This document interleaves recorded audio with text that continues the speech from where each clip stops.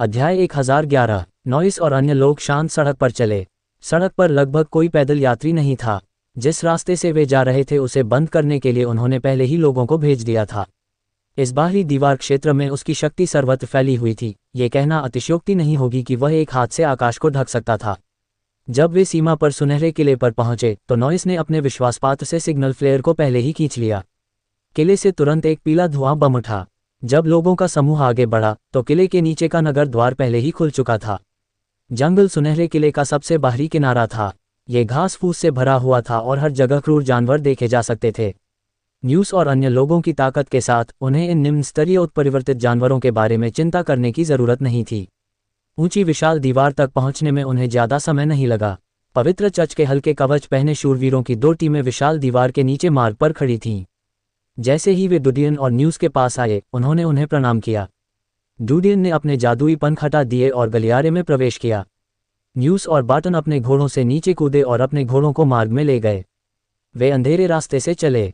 जब वे दोबारा बाहर आए तो विशाल दीवार के बाहर थे। हवा में गंध बहुत अलग सी लग रही थी।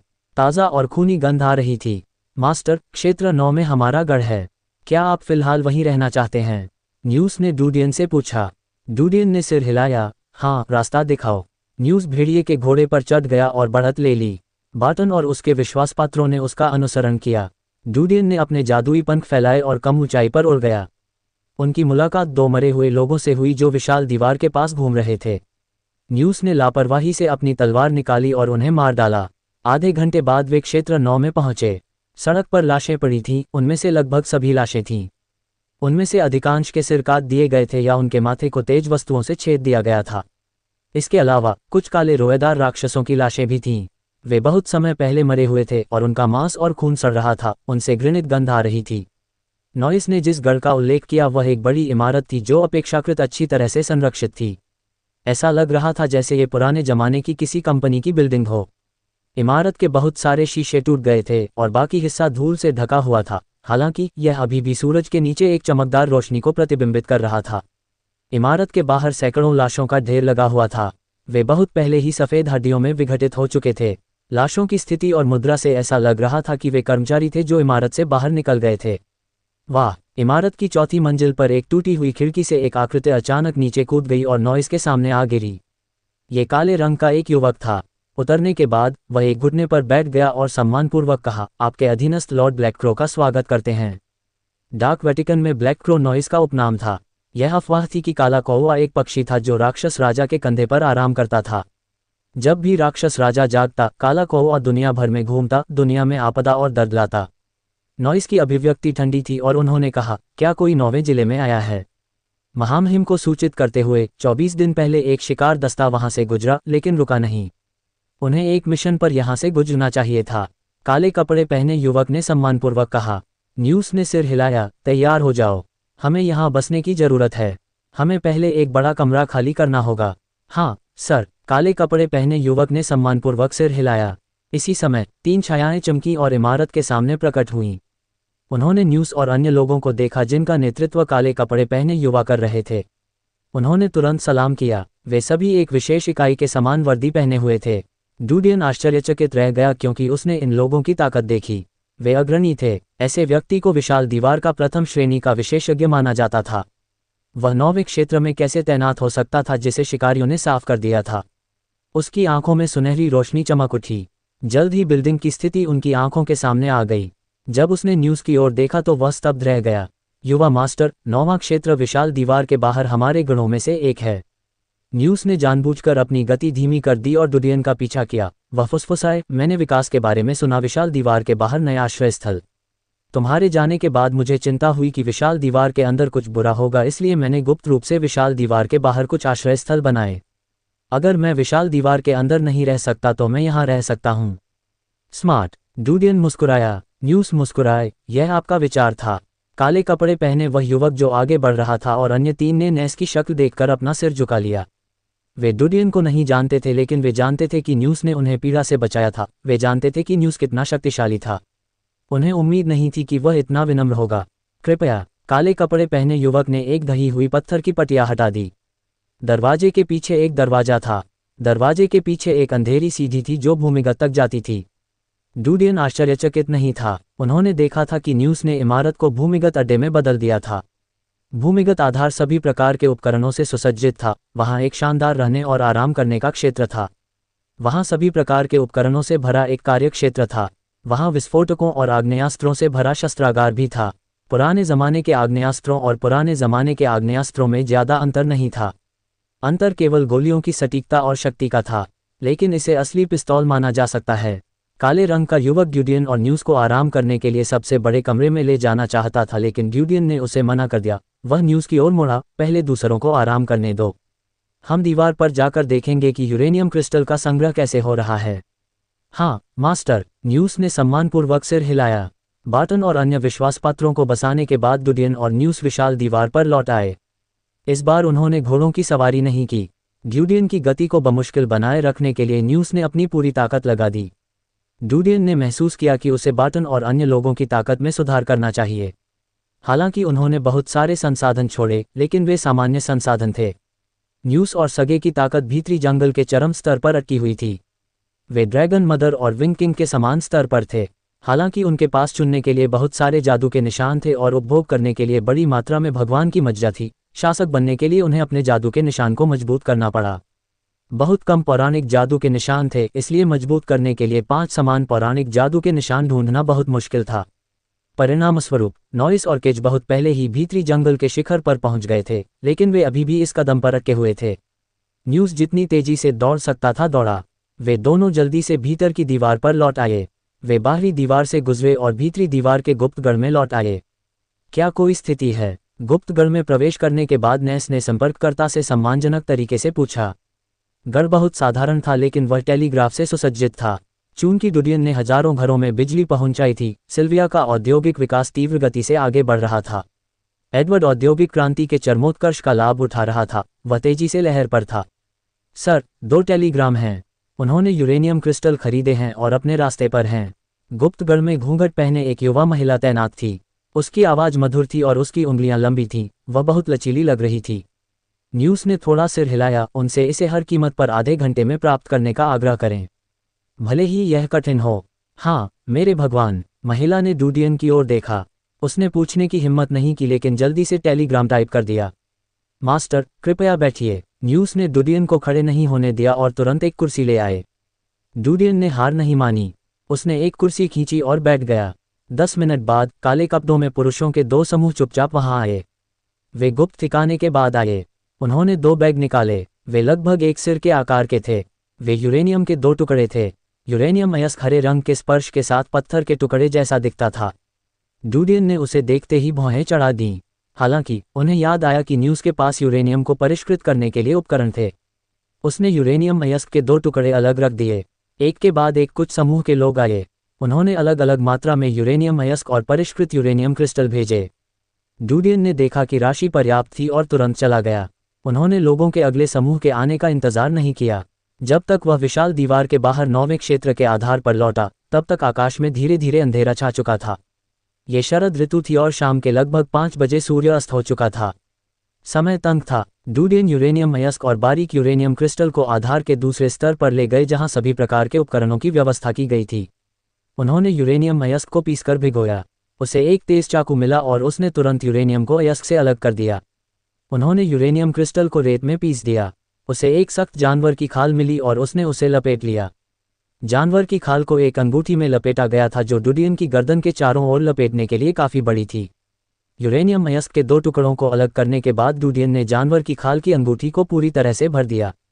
उसने बचा हुआ यूरेनियम अयस्क न्यूज़ को सौंप दिया और अपने बैग में रख लिया। डूडियन ने एक गहरी सांस ली जब उसने खुरदरी जानवर की खाल वाली यूरेनियम रिंग को देखा। उन्होंने न्यूज़ से एक दर्पण लाने और दर्पण के सामने बैठने को कहा। उसने कुछ छुरियां निकाली और उसकी गर्दन को सुन्न कर दिया। होश खोने के बाद उसने अपनी गर्दन की सतह को काटने के लिए स्केलपेल का उपयोग किया। उसकी पुतलियां सुनहरी थीं और गर्दन के अंदर की स्थिति स्पष्ट थी। स्केलपेल उसकी उंगलियों पर घूमती थी और रक्तवाहिकाओं को नुकसान पहुंचाए बिना त्वचा की सतह को काट देती थी। त्वचा छिल गई और मांस और एडम के सेब में जेड रंग की यूरेनियम रिंग दिखाई दी। जेड हरा यूरेनियम वलय जीवन शक्ति से भरपूर प्रतीत होता था, लेकिन वास्तव में ये घातक था। यूरेनियम वलय के आसपास का मांस मर गया था। केशिकाओं का रंग जेड रंग में बदल गया था। ऐसा लग रहा था कि वे विकिरण से संक्रमित हो गए थे। डूडियन ने गहरी सांस ली। एक फाड़ने वाला का तेज ब्लेड उसकी पीठ से बाहर निकला। वह धीरे धीरे यूरेनियम रिंग के सामने की ओर गया और धीरे से उसे काट दिया। तेज ब्लेड लोहे को मिट्टी की तरह काट देता है। कठोर यूरेनियम वलय आसानी से कट जाता था। कोई मलबा नहीं था। डूडियन की आंखें गंभीर थीं। उसने यूरेनियम रिंग को दोनों हाथों से पकड़ा और तेजी से बाहर खींच लिया। उसने जल्दी से वह सुई और धागा उठा लिया जो तैयार किया गया था। उसने त्वचा की सतह को उठाया और घाव को सिल दिया। फिर उसने पहले से बनी जानवर की खाल की यूरेनियम अंगूठी को अपनी गर्दन के चारों ओर बांध लिया। ये कार्रवाई 1 मिनट में हो गई। युवा मास्टर, यह क्या है? न्यूस आश्चर्यचकित रह गया जब उसने डूडियन को अकेले सर्जरी करते देखा। उसे उम्मीद नहीं थी कि डूडियन अपनी गर्दन पर ऐसी कोई चीज पहनेगा। ये स्पष्ट था कि डूडियन ने इसे अपने ऊपर नहीं पहना था। ये कल्पना करना कठिन था कि उसने पहले क्या अनुभव किया था। वह जानता था कि यह आदमी हमेशा की तरह शांत और धैर्यवान था। एक राक्षस ढूंढो और उस पर रखो। एक मजबूत राक्षस ढूंढो जो शिकार करना पसंद करता हो। डूडियन ने कटे हुए यूरेनियम रिंग की ओर इशारा किया। न्यूस हैरान था। मास्टर, आपने इसे अपने ऊपर क्यों लगाया? ऐसा लगता है कि यूरेनियम क्रिस्टल शरीर के लिए अच्छा नहीं है। यह मेरे शरीर में अरागामी कारक को नियंत्रित कर सकता है। डूडियन ने उठकर बाहर निकलते हुए एक संक्षिप्त वाक्य में कहा। हालांकि उन्होंने अपनी गर्दन पर यूरेनियम रिंग बनवाई थी, लेकिन इसका प्रभाव पिछली यूरेनियम रिंग से अलग नहीं था। आखिरकार, अरागामी कारक यूरेनियम के रेडियोधर्मी विकिरण से डरता था। बोरो ने यूरेनियम रिंग को अपनी गर्दन की त्वचा में इसलिए घुसाया क्योंकि उसे चिंता थी कि यूरेनियम रिंग के अंदर मौजूद चीजों को तोड़ना या छिपाना आसान होगा। डूडियन ने देखा कि न्यूस ने यूरेनियम रिंग उठा ली है। वह घूमा और उसे अपने हाथ से उठा लिया। उन्होंने इसे स्कैन करने के लिए एक्स-रे दृष्टि का उपयोग किया, लेकिन यह अभी भी अभेद्य था।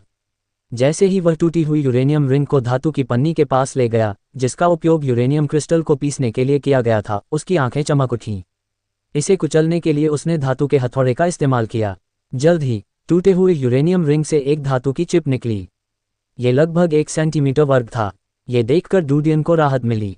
ऐसा लग रहा था कि समस्या यूरेनियम रिंग में थी। उसने यूरेनियम रिंग के दूसरे आधे हिस्से को तोड़ दिया, लेकिन इस बार अंदर कुछ भी नहीं था। डूडियन ने भौहें चढ़ा दीं। यह नहीं होना चाहिए। यदि यह धातु चिप बोलो का एम्बेडेड पोजिशनिंग डिवाइस था तो वह कौन सी चीज़ थी जिसे क्रिम्सन मून ने उसके शरीर में प्रत्यारोपित किया था? क्या वह जानबूझकर उसे ब्लैकमेल करने की कोशिश कर रही थी? उसने नीचे अपने शरीर की ओर देखा। एक्स-रे दृष्टि से उन्होंने अपने शरीर को सिर से पांव तक देखा। हालांकि उसके शरीर में अभी भी कोई धातु नहीं थी। उत्परिवर्तित मांस का केवल एक भाग अरागामी के मांस से संक्रमित हुआ था। उसने एक पल के लिए सोचा, लेकिन फिर भी कोई सुराग नहीं मिल सका। उन्होंने न्यूज़ को धातु की चिप दी। ये पोजिशनिंग डिवाइस है। इसे स्थापित करने के लिए एक राक्षस खोजें। न्यूज़ ने तुरंत धातु की चिप ले ली। डूडियन बेस की पहली मंजिल पर वापस चला गया। उन्होंने बाटन से सभी को बुलाने और सेट के लिए तैयार होने को कहा। बंद। मास्टर, ये पहले से ही अंधेरा है। क्या आप जारी रखना चाहते हैं? बाटन ने पूछा। डूडियन ने सिर हिलाया। इससे कोई फर्क नहीं पड़ता कि इस क्षेत्र में अंधेरा है। चिंता मत करो। बाटन ने सोचा कि यह सच है। वह अपनी शक्ति के बल पर यहाँ वहाँ बेतहाशा घूम सकता था। इसके अलावा डूडियन उससे कहीं अधिक ताकतवर था। हर कोई जाने के लिए तैयार हो जाओ। अपना सामान ले लो। बाटन विश्राम क्षेत्र में चिल्लाया। अध्याय 1012। दक्षिण की ओर जा रहे हैं। न्यूज़ ने धातु की चिप को एक रक्त जुगनू के शरीर में घुसा दिया जो रात में भोजन की तलाश में निकला था। ये खूनी जुगनू एक मुट्ठी जितना बड़ा था। हालांकि यह एक निम्न स्तर का राक्षस था, लेकिन इसकी गतिविधि का दायरा व्यापक था। इसके साथ अक्सर शक्तिशाली राक्षस भी होते थे। रक्त जुगनू अपनी रक्त लाल रोशनी से अन्य राक्षसों को आकर्षित करता था। इसके आसपास के शक्तिशाली राक्षस उन्हें मारने के लिए जिम्मेदार थे। राक्षसों द्वारा छोड़ा गया बचा हुआ भोजन रक्त जुगनू के जीवित रहने के लिए भोजन का स्रोत होगा।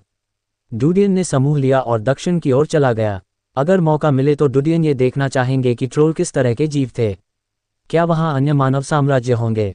बंजर भूमि में प्रवेश करने के बाद रास्ते में उनसे मिलने वाले राक्षसों की संख्या में काफ़ी वृद्धि हुई। डूडियन को कार्रवाई करने की कोई आवश्यकता नहीं थी। न्यूज़, बाटन, सगे और अन्य लोग उन्हें मारने के लिए दौड़े। हालांकि उनकी ताकत परिवार के विंग राजा से कम नहीं थी। जब डूडियन दीवार मास्टर था तो उसने 3 परिवारों के शीर्ष गुप्त युद्ध कौशल और कई कीमती युद्ध कौशल को लूट लिया था। न केवल उन्होंने उन्हें सीखा बल्कि उन्होंने उन्हें न्यूज़ और अन्य लोगों को भी सिखाया था। उन्होंने अधिक जटिल और समृद्ध चीज़ें सीखी थीं। हालांकि सीखने का समय सीमित था। युवा मास्टर, आगे एक काली बंजर भूमि है। इसे अभी तक विकसित नहीं किया गया है। न्यूज़ ने मानचित्र को देखा। जब उसे पता चला कि डूडियन जाने के लिए तैयार है तो उसने विशाल दीवार के बाहर बंजर भूमि का नक्शा तैयार किया था। इसमें हंटर परिवार के गढ़ और मॉन्स्टर ब्रांच की स्थिति का विवरण दिया गया है। डूडियन ने थोड़ा सिर हिलाया, सीधे आगे बढ़ो। अविकसित बंजर भूमि हंटर परिवार के लिए काफी खतरनाक थी, लेकिन उसके सामने ये कुछ भी नहीं थी। न्यूज़ और अन्य लोगों की ताकत उस स्थान को नष्ट करने के लिए पर्याप्त थी। आखिरकार ये स्थान विशाल दीवार के करीब था और एबिस स्तर के राक्षसों के प्रकट होने की संभावना बहुत कम थी। काली बंजर भूमि में प्रवेश करने के कुछ ही समय बाद उनकी मुलाकात एक राक्षस से हुई जो 4 से 5 मंजिल लंबा था। यह एक छोटी सी पहाड़ी की तरह थी जो जमीन पर रेंग रही थी। इसकी पीठ टेढ़ी मेढ़ी चट्टानों की तरह समान थी। यदि ये ताप स्रोत की दृष्टि के लिए नहीं होता तो उन्होंने इसे एक छोटी पहाड़ी समझ लिया होता, उन्होंने इसे एक उभरी हुई पहाड़ी समझ लिया होता। एक स्तर 62 रॉक माउंटेन जानवर का शिकार, भीतरी बंजर भूमि। नॉइस के पीछे काले चमड़े के कोट में मुखौटा पहने एक महिला ने राक्षस को महसूस किया और धीमी आवाज में नॉइस को सूचना दी। न्यूज़ की आंखें सिकुड़ गईं। रॉकी माउंटेन बीस्ट अपनी भयानक सुरक्षा के लिए जाना जाता था। इसे चोट पहुंचाना लगभग असंभव था। इसे हराने का एकमात्र तरीका स्प्लिटर या ड्रैगन पर हमला करना था। डूडियन उड़ गया। इस बार उन्होंने न्यूज़ और अन्य लोगों को अभ्यास का मौका नहीं दिया। ये समय की बर्बादी होगी। डूडियन ने रॉकी माउंटेन बीस्ट को थोड़ा सा हिलते हुए देखा, जैसे ही उसे लगा कि न्यूज़ आ रहा है। हालांकि वह तेजी से जमीन पर रेंगता रहा। वह नहीं जानता था कि क्या वह न्यूज़ के गुप्त हमले का इंतजार करना चाहता था या क्या वह जानता था कि दुश्मन से निपटना आसान नहीं था। डूडियन धीरे से जानवर की पीठ पर उतरा। उसने महसूस किया कि जानवर थोड़ा कांप रहा था। वह मुस्कुराया और उसकी रीढ़ से अचानक एक काला ब्लेड निकला। यह एक काले बिजली के बोल्ट की तरह था जो तेजी से जानवर की पीठ में घुस गया और तेजी से नीचे तक फैल गया। गर्जन, दर्द मिश्रित एक धीमी दहाड़ सुनाई दी। जैसे ही वह पीछे खींचा तो काली रोशनी की चमक थी। 10 मीटर लंबा घाव बन गया और खून खिल गया। रॉक बीस्ट का शरीर बीच से कट गया, लेकिन वह एक पल के लिए भी नहीं मरा। जब उसका शरीर कांप रहा था तो वह दर्द से चिल्ला रहा था। इसने जमीन से उठने के लिए संघर्ष किया, लेकिन कुछ कदम चलने के बाद गिर गया। डूडियन ने न्यूज़ और अन्य लोगों की ओर हाथ हिलाया, जल्दी करो और पकड़ लो। न्यूज़, बार्टन और अन्य लोगों ने तुरंत उसे पकड़ लिया। ये पहली बार था कि उनके पीछे के विश्वासपात्रों ने डूडियन हमले को देखा। वे दंग रह गए क्योंकि उन्हें लगा कि डूडियन भीतरी जंगल स्तर का राक्षस था। वह ऐसे कैसे मर सकता है? हालांकि उन्होंने सुना था कि डूडियन बहुत ताकतवर था और उसने मालिक को मार डाला था, लेकिन ये सिर्फ एक था अफवाह। उन्होंने इसे अपनी आंखों से नहीं देखा। वे जानते थे कि अफवाहें बड़ा चढ़ाकर फैलाई गई थीं। वे केवल ये जानते थे कि डूडियन ने दीवार के स्वामी का पद हथिया लिया था। विशाल दीवार का वास्तविक स्वामी अरस्तु विशाल दीवार में नहीं था। लेकिन अब ऐसा लग रहा था कि डूडियन की ताकत विशाल दीवार के मालिक से ज्यादा खराब नहीं थी। न्यूज़ और अन्य लोग वहां से गुजरे। राक्षस अभी भी खून से लथपथ पड़ा हुआ था। ये तुरंत नहीं मरा और न ही चल सका। ये केवल अन्य राक्षसों के खून को सूंघने और उसे खाने का इंतजार कर सकता था। डूडियन सबके सिर के ऊपर से उड़ गया। उसे लेवल 40 के दूसरे माइन वुल्फ से मिलने में देर नहीं लगी। इसका आक्रमण तीव्र एवं भयंकर था।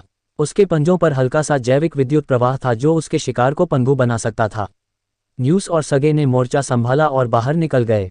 उन्होंने तुरंत खदान वाले भेड़िए को घेर लिया और उसे मार डाला। डूडियन और अन्य लोग अंततः लगभग 12 बजे काली बंजर भूमि से चले गए।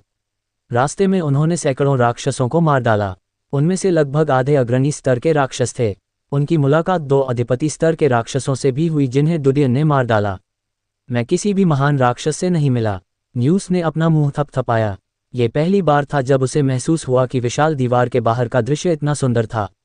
हालांकि रास्ते में उसकी मुलाकात कई राक्षसों से हुई थी, लेकिन उसे लगा कि वह पहले से कहीं अधिक सुरक्षित है। उनके विश्वासपात्रों सहित किसी ने भी बलिदान नहीं दिया था। इसके विपरीत उसे 4 दुर्लभ नाम वाले राक्षस प्राप्त हुए थे। बेशक कई सामान्य नाम वाले राक्षस और दुर्लभ नाम वाले राक्षस थे, लेकिन उनके विश्वस्त सहयोगी दुर्लभ नामित राक्षसों के जादुई निशानों से लैस थे, इसलिए उन्होंने दुर्लभ नामित राक्षसों को नहीं उठाया और सीधे फेंक दिया। डूडियन मुस्कुराए, जब हम रसातल में जाएंगे तो हम उनसे मिलेंगे। न्यूज़ ने व्यंग्यपूर्वक मुस्कुराते हुए कहा, उनसे न मिलना ही बेहतर है।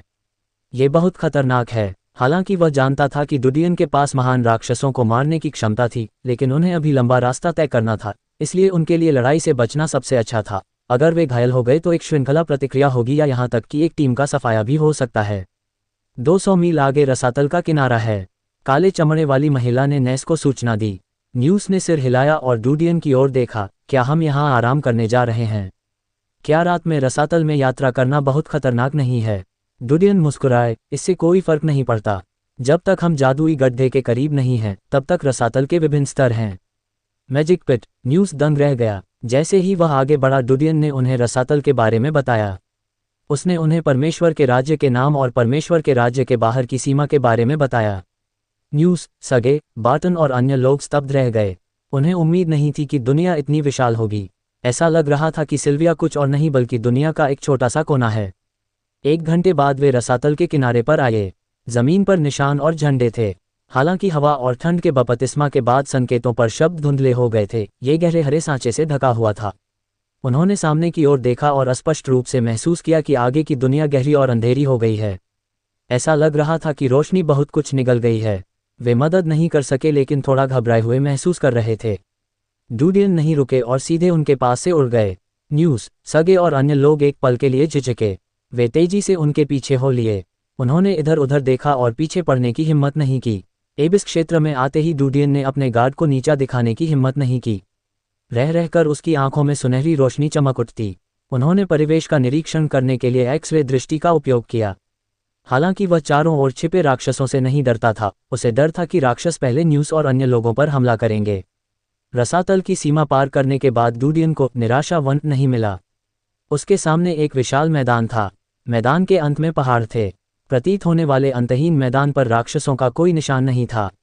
वहां विशाल जानवरों की हड्डियों के ढेर और अजीब पक्षी उड़ रहे थे। उन्होंने कीड़े उठाए और उड़ गए। डुडियन की नज़र सामने घास के मैदान पर केंद्रित हो गई।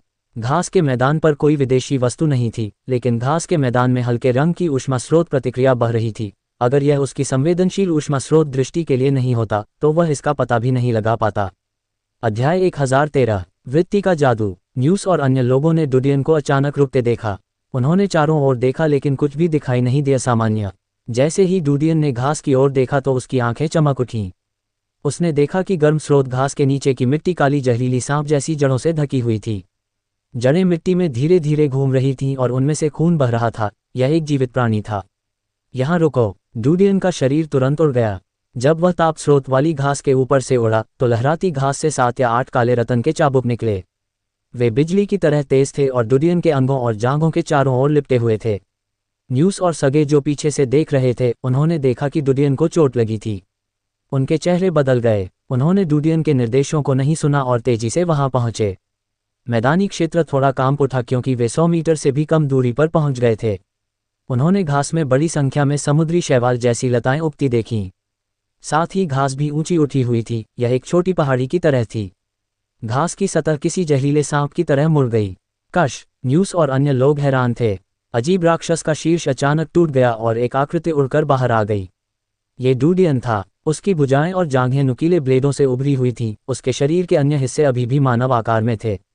गर्जन। राक्षस जंगल में बाघ की तरह गुर्राने लगा। अगले ही पल राक्षस का शरीर तेजी से सीधा हो गया और हजारों भाले की तरह बाहर निकल गया। वह अचानक डुडियन की ओर वार करने लगा। डुडियन ने आसमान से नीचे देखा। वह चकमा नहीं दिया। शल्कों और नुकीले ब्लेडों से ढकी एक लंबी काली पूंछ अचानक उसकी रीढ़ की हड्डी से बाहर निकल आई। पूंछ पर सभी तराजू घने ब्लेडों की एक पंक्ति की तरह खड़े थे। राक्षस के तेज तंबू कटे हुए थे। शरीर के टूटे हिस्से से गहरे हरे रंग का खून बह रहा था। इससे अजीब सी मछली जैसी गंध आ रही थी। रसातल स्तर। डुडियन की आंखें हल्की सी चमक उठीं।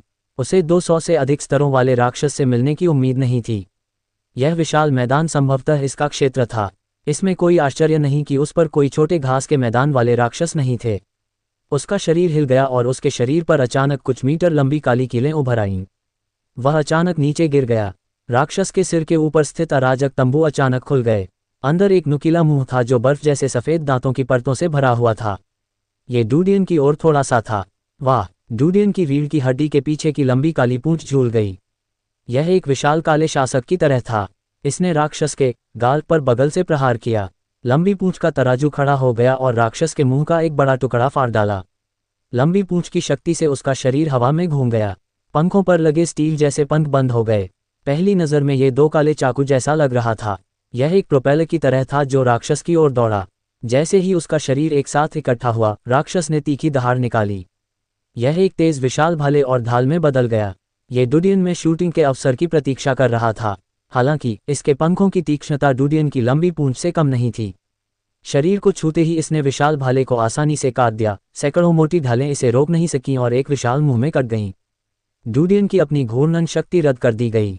इससे पहले कि उसका शरीर रुकता, लंबी पूंछ अचानक ढाल के अंतराल में घुस गई। वह तेजी से बढ़ा और सीधे राक्षस के विशाल मुंह में घुस गया। राक्षस ने कान भेदी चीख निकाली। उसका पूरा शरीर ऐसे हिल रहा था मानो वह पागल हो गया हो। जैसे ही उसने भागने की कोशिश की, उसका शरीर तेजी से जमीन में समा गया। डूडियन शिकार को भागने नहीं देता था। वह एक क्रूर विदूषक की तरह राक्षस की ओर दौड़ा। उसका शरीर तेज ब्लेडों से ढका हुआ था। जैसे ही उसने राक्षस के शरीर को तेजी से काटा, राक्षस के शरीर पर कई तेज घाव थे। घावों के ऊतक पूरी तरह से कट गए थे और ठीक नहीं हो सके थे। हालांकि दर्द ने राक्षस को तेजी से भागने पर मजबूर कर दिया। डूडियन का दिल चिंतित था। वह उसके मस्तिष्क को छेदने के लिए तेज ब्लेड फेंकना चाहता था। अचानक उसके ब्लेड से एक कमजोर लौ निकली और राक्षस के शरीर को छू गई। वह अचानक आग की लपटों में घिर गई और उसकी चीखें तेज और तेज हो गईं। डूडियन आश्चर्यचकित था। उसने तुरंत अपने शरीर की ओर देखा और पाया कि उसके सभी ब्लेड आग की लपटों से ढके हुए थे। उसका शरीर जलती हुई फांक के समान था। हालांकि आग की लपटों से उसे कोई नुकसान नहीं पहुंचा। इसके बजाय उसे बहुत गर्मी महसूस हुई। इसी समय राक्षस का शरीर, जो आग में आधा डूबा हुआ था, कीचड़ में लौटने लगा। वह आग बुझाना चाहता था, लेकिन लॉर्ड ड्रैगन की तरल आग की तरह थी। इसे बुझाया नहीं जा सका। इससे कोई फर्क नहीं पड़ता कि उसने लौ को कैसे बुझाने की कोशिश की, ये और अधिक जल जाएगी। कुछ ही सेकंड में राक्षस का संघर्ष धीरे धीरे कमजोर हो गया, जब तक कि उसने हिलना बंद नहीं कर दिया। उसके शरीर पर आग की लपटें आग के गोले की तरह जल रही थीं। डूडियन थोड़ा चौंका। उसे अचानक एक और जादुई निशान का ख्याल आया, जिसे स्कारलेट मून ने प्रयोग के दौरान उसके शरीर में प्रत्यारोपित किया था। ये सौर जानवर था। ये पूर्वी महाद्वीप में एक दुर्लभ पौराणिक जादुई निशान था। इसकी क्षमता ड्रीम क्रिएटर से कमतर थी। इसकी व्यापक क्षमता 5 सितारों का पूर्ण स्कोर थी। ये लंबी दूरी के हमलों में विशेष रूप से अच्छा था। इसके अलावा ये बहुत लंबी दूरी का था। ये प्रकाश और गर्मी को नियंत्रित कर सकता है। ब्लेड के किनारे पर आग की लपटें सूर्य जानवर की क्षमता से लाई गई प्रतीत होती थीं। कोई अन्य संभावना नहीं थी। हालांकि उन्होंने सुना कि सन बीस्ट के जादुई निशानों की युद्ध शक्ति रात में कई स्तरों तक कमजोर हो जाएगी। दोपहर के समय युद्ध शक्ति सबसे मजबूत होगी। यह अपने स्तर को भी पार कर सकता है। देर रात हो चुकी है। सूरज नहीं है, इसलिए मैं प्राकृतिक रोशनी का उपयोग नहीं कर सकता। लेकिन मेरी युद्ध शक्ति कमजोर नहीं लगती। डूडियन ने दूर से जलती हुई लौ की अंगूठी पर नजर डाली। घास फूस जल गया और तुरंत जलकर राख हो गया। जमीन झुलस गई। कोई ज्वलनशील पदार्थ न होने पर लौ अपने आप बुझ गई। हालांकि विस्तारित लौ का घेरा मैदानी इलाकों में खरपतवार के साथ फैल गया। लौ की तुलना ड्रैगन की सांस से की जा सकती थी। जल्द ही डूडियन ने एक और समस्या के बारे में सोचा। जब वह स्प्लिटर के शरीर में था तो वह सन बीस्ट सोल वर्म की क्षमता को सक्रिय कर सकता था। वह थोड़ा आश्चर्यचकित हुआ। उसने अपने ब्लेड को अपने दिमाग से नियंत्रित करने की कोशिश की। जल्द ही लौ ब्लेड से निकली और हवा में तैरने लगी। यह कोई संयोग नहीं था। वह थोड़ा आश्चर्यचकित हुआ। वह लंबे समय से क्रिम्सन मून के संपर्क में थे। उसने देखा कि हर बार जब वह एक अलग जादुई निशान क्षमता का उपयोग करती थी तो वह संबंधित जादुई निशान पर स्विच कर देती थी। यदि यह सपने देखने वाले का जादुई निशान होता जो यादें पढ़ता है, तो वह फायर ड्रैगन की अग्नि शक्ति का उपयोग करने में सक्षम नहीं होती। हालांकि उसके पास 3 जादुई निशान थे, लेकिन वह युद्ध में केवल एक जादू के निशान का उपयोग कर सकती थी। लेकिन उसे स्विच करने की बिल्कुल भी जरूरत नहीं थी। क्या ये प्रयोग का परिणाम है? डूडियन चौंक गया। युवा मास्टर न्यूस और अन्य लोग तुरंत वहां पहुंचे। उन्होंने लौ को छूने की हिम्मत नहीं की, क्योंकि उन्होंने लौ की शक्ति देख ली थी। पहले उन्होंने उड़ते जादू के निशानों के पैर पकड़ लिए थे और एक के बाद एक नीचे कूद गए थे। झुलसी हुई जमीन पर कदम रखते ही वे आश्चर्यचकित रह गए, लेकिन उन्हें अभी भी जमीन की गर्मी महसूस हो रही थी। डूडियन ने उनकी ओर देखा। हालांकि आग की लपटें भयंकर थीं, फिर भी उसे इसकी चिंता नहीं थी कि वे इससे प्रभावित होंगे। यदि वह इससे निपट नहीं सका तो वह उन्हें कमा रहा होगा। देखें कि क्या इस चीज के शरीर में कोई आत्मा कीड़ा है। डूडियन ने विभाजक के शरीर को हटा दिया और घास के जलते हुए ढेर को देखा। जैसे ही उसने लौ को छूने की कोशिश की, उसका दिल अचानक हिल गया। लौ उसकी उंगलियों पर तैर रही थी, लेकिन उसे गर्मी महसूस नहीं हुई। वह आश्चर्यचकित था, लेकिन जल्द ही समझ गया कि ऐसा इसलिए नहीं था क्योंकि लौ अपने मालिक को पहचानना जानती थी, बल्कि इसलिए कि उसके जादुई निशान उसके शरीर में विलीन हो गए थे और एक वृत्ति बन गए थे, ठीक उसी तरह जैसे उसने अपने राक्षस शरीर को सक्रिय किया था। यह अब उसके जादू के निशानों से प्रेरित नहीं था। इसलिए जैसे ही उसकी उंगली ने लौ को छुआ, गर्मी को नियंत्रित करने की सन बीस्ट सोल वर्म की प्रवृत्ति ने पहले ही लौ में तापमान कम कर दिया था। अध्याय 1014 लॉर्ड नॉइस और अन्य लोगों ने लॉ को छूने की हिम्मत नहीं की। इसके बजाय उन्होंने घास राक्षस के शरीर को काटने के लिए एक लंबे ब्लेड वाले जादूगर का उपयोग किया जो उनके भरोसेमंद सहयोगियों में से एक था। आग की लपटों से जले हुए घास राक्षस का शरीर अब पहले जैसा सख्त नहीं रहा। इसे आसानी से कई टुकड़ों में काटा जा सकता था। सतह पर लौ का हिस्सा कट गया। आग की थोड़ी सी लौ लंबे ब्लेड को छू गई। क्षण भर जमीन पर रगड़ने के बाद लौ बुझ गई। राक्षस के शरीर से भुने हुए मांस की गंध तैर रही थी। न्यूस और बार्टन ने सावधानीपूर्वक खोज की लेकिन कोई परजीवी आत्मा कीड़े नहीं मिले। वे निराश थे। डूडियन भी निराश थे। उसने न्यूस और अन्य लोगों की ओर हाथ हिलाया और अपने रास्ते पर चलता रहा। मैदान पार करने के बाद उनके सामने एक विशाल जंगल था। वहाँ जंगल, झीलें और पुराने युग की यदाकदा इमारतें थीं। वहाँ टूटे हुए राजमार्ग थे और कुछ ढही हुई जंग लगी कारें थीं। सड़क पर हर तरफ लाशें ही लाशें थीं। वहाँ राक्षस और कंकाल थे जो 300 साल पहले पुराने युग की आपदा में मारे गए थे। रास्ते में उन्हें जो राक्षस मिले उनमें से अधिकांश अग्रणी स्तर के थे। कभी कभी कुछ छोटे राक्षस भी होते। हालांकि उन्हें भीड़ की गंध महसूस हो गई और वे पहले ही भाग गए। युवा मास्टर, हम दूसरी विशाल दीवार से कितनी दूर हैं? न्यूस ने बारबेक्यू किया हुआ मांस डूडियन को सौंपते हुए उत्सुकता से पूछा। डूडियन ने मांस लिया और काट लिया। मुझे नहीं पता। मैं इस रास्ते पर नहीं चला हूं लेकिन देर सबेर मैं उनसे मिलूंगा। भले ही मैं उनसे नहीं मिलूंगा, मैं साम्राज्य की दक्षिणी सीमा देखूंगा। मुझे वहां विशाल दीवार के बारे में पूछने के लिए कोई मिल जाना चाहिए। न्यूस चौंका। वह समझ गया कि डूडियन सिल्विया के महल की रहस्यमय और शक्तिशाली महिला से बचने की कोशिश कर रहा था। उसने डूडियन द्वारा वर्णित दृश्य के बारे में सोचा। उसके दिल में थोड़ी सी चाहत और जिज्ञासा थी। उसने सोचा था कि सिल्विया ही इंसानों के इकट्ठा होने की एकमात्र जगह है। लेकिन अब ऐसा लग रहा था कि ईश्वर के राज्य के बाहर भी एक विशाल दुनिया है। विश्व कितना बड़ा था? ये सवाल लोगों के दिलों को झकझोरने के लिए काफी था। रात के खाने के बाद उन्होंने अलाव बुझा दिया। वे आराम करने के लिए जंगल में छुप गए। डूडियन पर रात्रि गश्त की जिम्मेदारी थी। उसे दूसरों की चिंता थी। न्यूस और बार्टन को शर्म महसूस हुई लेकिन वे इसके बारे में कुछ नहीं कर सके। अपनी यात्रा के तीसरे दिन वे एक बार फिर रसातल स्तर के राक्षस के क्षेत्र में प्रवेश कर गए। जब डूडियन ने राक्षस की ताकत देखी तो दूसरे पक्ष ने भी उन पर ध्यान दिया। इससे बचने का कोई रास्ता नहीं था, इसलिए उन्हें लड़ना पड़ा। यह एक राक्षस था जो पश्चिमी ड्रैगन जैसा दिखता था। इसका शरीर लगभग 20 मीटर लंबा था और इसके पंख फैले हुए थे। इसका शरीर काले पपड़ियों से ढका हुआ था और इसकी पीठ पर तेज कांटे निकले हुए थे। अंडाकार पेट पर 3 बड़ी आंखें थीं। डूडियन की ओर उड़ान भरते ही वे तेजी से खुल गए। वे चंद्रमा के समान लाल आंखें थीं। डूडियन ने न्यूस और अन्य लोगों को पीछे हटने दिया। उसके शरीर से अचानक आग की लपटें उठने लगीं। उसके बालों पर आग की लपटें जल रही थीं लेकिन उसके बाल नहीं जले थे। उसके शरीर पर चमकीले लाल बाल उगाए। उसका शरीर मजबूत हो गया। उसकी छाती ग्रेनाइट जैसी थी और मांसपेशियां भरी हुई थीं। उसकी पुतलियां क्रोधित आंखों की तरह थीं। उसके पीछे एक लंबी काली पूंछ थी। सन बीस्ट और स्प्लिटर को एक साथ मिलाया गया था। सन बीस्ट एक शेर जैसा राक्षस था। सटीक होने के लिए ये चीनी पौराणिक कथाओं में एक गेंडा जैसा था। उसके माथे पर एक उभरी हुई लाल हड्डी थी। यह एक मणि की तरह थी जो सूर्य की रोशनी को संग्रहित कर सकती थी ताकि सूर्य जानवर रात में एक निश्चित मात्रा में युद्ध क्षमता प्रदर्शित कर सके। उस समय डूडियन के माथे पर एक चमकदार लाल हड्डी भी उभरी हुई थी। सूरज की रोशनी चकाचौंध रोशनी को प्रतिबिंबित कर रही थी। दोपहर का समय था और सन बीस्ट की जादुई निशान क्षमता उपयोगकर्ता की युद्ध क्षमता अपने सबसे मजबूत स्तर पर थी। जिस क्षण हरे रंग का स्केल ड्रैगन उड़ गया, डूडियन का दिमाग हिल गया। उसके माथे पर मौजूद विशेष लाल हड्डी से अचानक प्रकाश की चमकदार किरण फूट पड़ी। ये सही है, ये प्रकाश की किरण थी, बिल्कुल लेजर की तरह। डूडियन ने पिछले 3 दिनों में यही क्षमता विकसित की थी। निरंतर युद्ध में उसने धीरे धीरे अपने शरीर को ही समझ लिया था। क्षमता की दृष्टि से वह प्रयोग से पहले की तुलना में कई गुना अधिक मजबूत था। उसका शरीर भी मजबूत था। उसे लगा कि उसके पास ऊपरी रसातल की ताकत होनी चाहिए या उससे भी ज्यादा मजबूत होनी चाहिए। प्रकाश किरण तुरंत हरे शल्क वाले अजगर के शरीर तक पहुंची। ये चकमा नहीं दे सका। हरे शल्क वाले ड्रैगन को खतरा आने का आभास हुआ। उसका सिर सहज रूप से हिल गया लेकिन प्रकाश किरण पहले ही आ चुकी थी। टकराना। ये ड्रैगन के सिर की बाईं आंख पर लगा। आंख का सॉकेट फट गया, खून बहने लगा। कठोर तराजू सीधे प्रकाश किरण द्वारा भेदे गए। तेज दर्द ने उसे पागल बना दिया। उसने अपने पंख फड़फड़ाए और उड़ गया। वह तेज गति से डूडियन की ओर दौड़ते हुए दहाड़ने लगा। डूडियन ने उसके सिर पर निशाना साधा। वाह! प्रकाश की दूसरी किरण फूट पड़ी। ब्लू स्केल ड्रैगन के सिर पर चोट लगी थी। प्रकाश ने उसकी खोपड़ी में मुट्ठी के आकार का छेद कर दिया। छेद जलकर काला हो गया था। हमले से ब्लू स्केल ड्रैगन आसमान से नीचे गिर गया।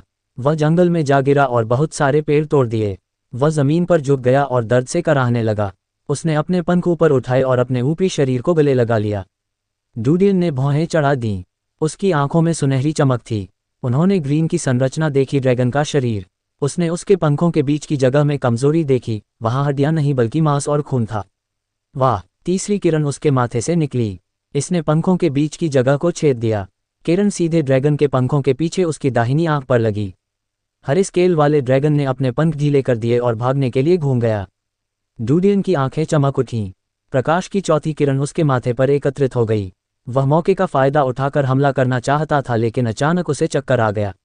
उसी समय उसके सीने में तेज दर्द महसूस हुआ, जैसे उसका दम घुट रहा हो।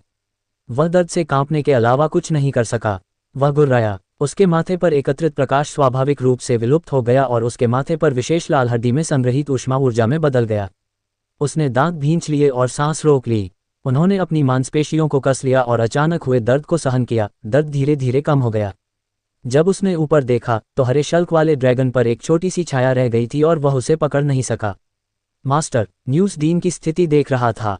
उसने डीन की असामान्यता देखी और चिंतित चेहरा लेकर दौड़ पड़ा। डीन धीरे धीरे नीचे उतरा और लॉ और स्प्लिटर की पूंछ को दूर कर दिया। वह नहीं देख सका कि उसका चेहरा कागज की तरह पीला पड़ गया था। उनके सीने में दर्द अब भी बना हुआ था। उसने गहरी सांस ली और अपने माथे पर आया ठंडा पसीना पोंछते हुए कहा, मैं ठीक हूं। न्यूज़ ने संदेह से उसकी ओर देखा। वह जानता था कि प्रयोग में डूडियन का शरीर गंभीर रूप से घायल हो गया था। आखिरकार एक अगली कड़ी थी। असामान्य ठहराव और भयानक रंग रूप इस बात को समझा सकते थे। शिक्षक, आपके पास दिल नहीं है।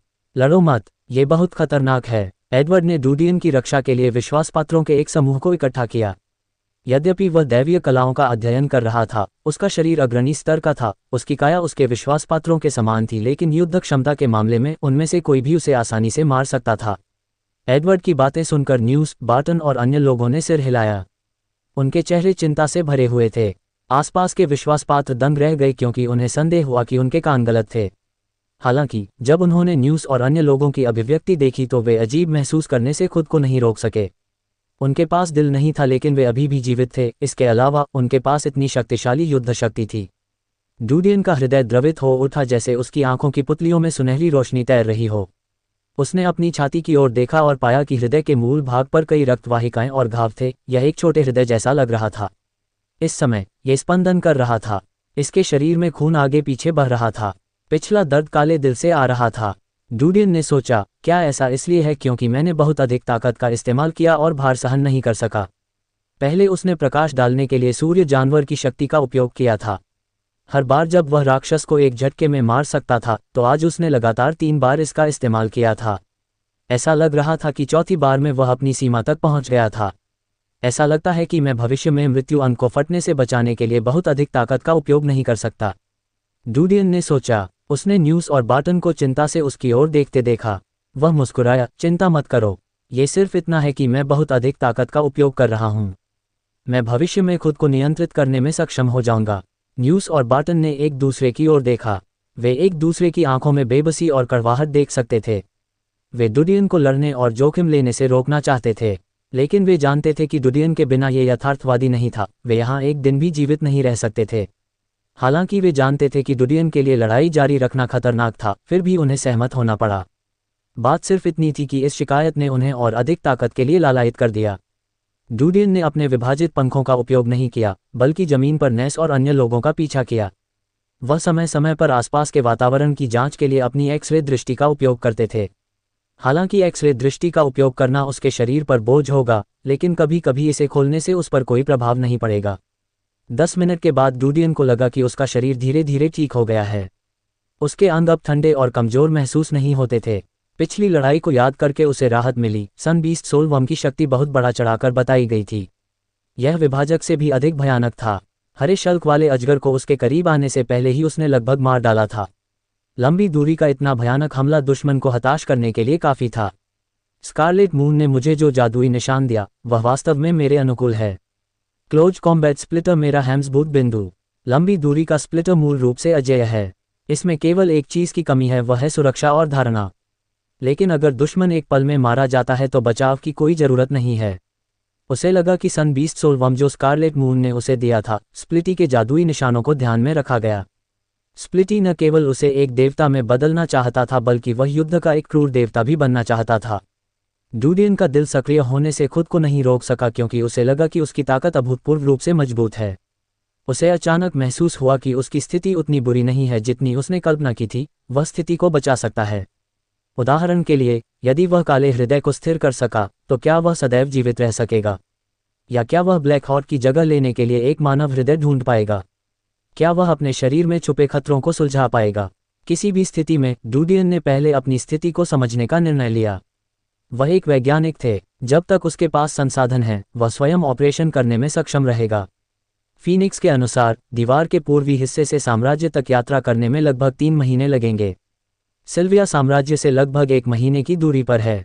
दीवार के दक्षिण की ओर यात्रा करने में लगभग 2 महीने लगेंगे। डूडियन ने अपने मन में समय की गणना की। सबसे खराब स्थिति सीधे दीवार के दक्षिण की ओर जाने और मानचित्र की जांच करने के लिए एक संतरी को खोजने की थी। पतझड़, रिमझिम बारिश। युद्ध के देवता की दीवार साम्राज्य के दक्षिण में छठे जादू के गड्ढे के करीब स्थित थी। इस समय छठे जादुई गड्ढे के बाहरी किनारे पर 5 आकृतियां खड़ी थीं। उनमें से 2 ने अपने हाथों में एक अजीब उपकरण पकड़ रखा था और उनमें से एक ने रिकॉर्डर के आकार का एक धातु का बक्सा पकड़ रखा था। बॉक्स का बाहरी हिस्सा एक केबल से जुड़ा था। केबल के दूसरे सिरे पर 2 स्पीकर जैसी चीजें थीं। दूसरा व्यक्ति 2 स्पीकर जैसे धातु उपकरणों को पकड़कर आसपास की हवा में घुमा रहा था। उसने तुरही जैसे धातु के उपकरणों को तभी हटा दिया जब उसका मन भर गया। इसी समय दूसरे व्यक्ति ने जमीन से सड़ी हुई मिट्टी उठाई और उसे एक पारदर्शी परखनली में बंद कर दिया। आइए अंदर चलें और देखें, काला मुखौटा पहने एक अधेड़ उम्र के व्यक्ति ने धीमी आवाज में कहा। उनका मास्क जाहिर तौर पर कोई साधारण धूल रोधी मास्क नहीं था। उस पर एक सटीक जाल था। इसे विशेष रूप से जादुई गड्ढे में हवा में तैरने वाले छोटे परजीवी जादुई कीड़ों को रोकने के लिए डिजाइन किया गया था। जैसे ही उनमें से कुछ गहराई में जाने वाले थे, अधेड़ उम्र का आदमी अचानक रुक गया। उसने अपना हाथ उठाया और चुप रहने का इशारा किया। साथ ही उसकी नज़र अपनी कलाई पर पड़ी। वहां एक अजीब सी कलाई घड़ी थी जो हल्की हल्की हिल रही थी। उसकी दृष्टि गंभीर थी। उसने जल्दी से कलाई घड़ी खोली और उस पर एक गहरे हरे रंग का ग्रिड देखा। उसके पास बड़ी संख्या में लाल बिंदु आ रहे थे, जानवरों का झुंड। अधेड़ उम्र के आदमी ने भौहें चढ़ाईं और कलाई घड़ी के किनारे को दबाया। ग्रिड बड़ा किया गया और डेटा की एक पंक्ति दिखाई दी। वह तुरंत स्तब्ध रह गया। मनुष्य। जल्द ही कलाई घड़ी ने लाल बिंदुओं के समूह का जीवन डेटा दिखाया। वह एक पल के लिए उन्हें देखता रहा और भौहें सिकुड़ने लगा। ऐसा लग रहा था जैसे वह झिझक रहा हो। एक क्षण के बाद उसने अपना मन बना लिया और दूसरों से कहा, मेरे पीछे आओ। वाह! डूडियन हवा में उड़ गया। जैसे ही उसने सामने जंगल को देखा तो उसकी आंखों में सुनहरी रोशनी चमक उठी। जंगल में गर्मी के कई स्रोत थे। वे सभी छोटे छोटे राक्षस थे। अचानक उसकी नज़र उनमें से एक पर पड़ी। रुको! डूडियन ने अपना हाथ उठाया। न्यूज़ और ज़मीन पर मौजूद अन्य लोग रुक गए और सावधानी से चारों ओर देखने लगे। डूडियन ने कहा, यहाँ मेरे लिए रुको। उसने अपने पंख फैलाए और इंद्रधनुष की तरह तेजी से उड़ गया। वाह! तेज हवा पेड़ों की चोटियों से होकर गुजरी। हवा में खड़े होते ही डूडियन का शरीर तुरंत रुक गया। उसने उदासीनता से उन 5 आकृतियों को देखा जो पेड़ के नीचे सावधानी से घूम रही थीं। उसकी आंखों में सौम्यता की झलक चमक उठी। अध्याय 1015। तुरंत मार डालो। उन 5 ने आकाश की ओर देखा और डूडियन को हवा में प्रकट होते देखा। 80,000 जीवन ऊर्जा। मास्क पहने हुए अधेड़ उम्र के व्यक्ति ने अपनी कलाई घड़ी पर डेटा पर नजर डाली।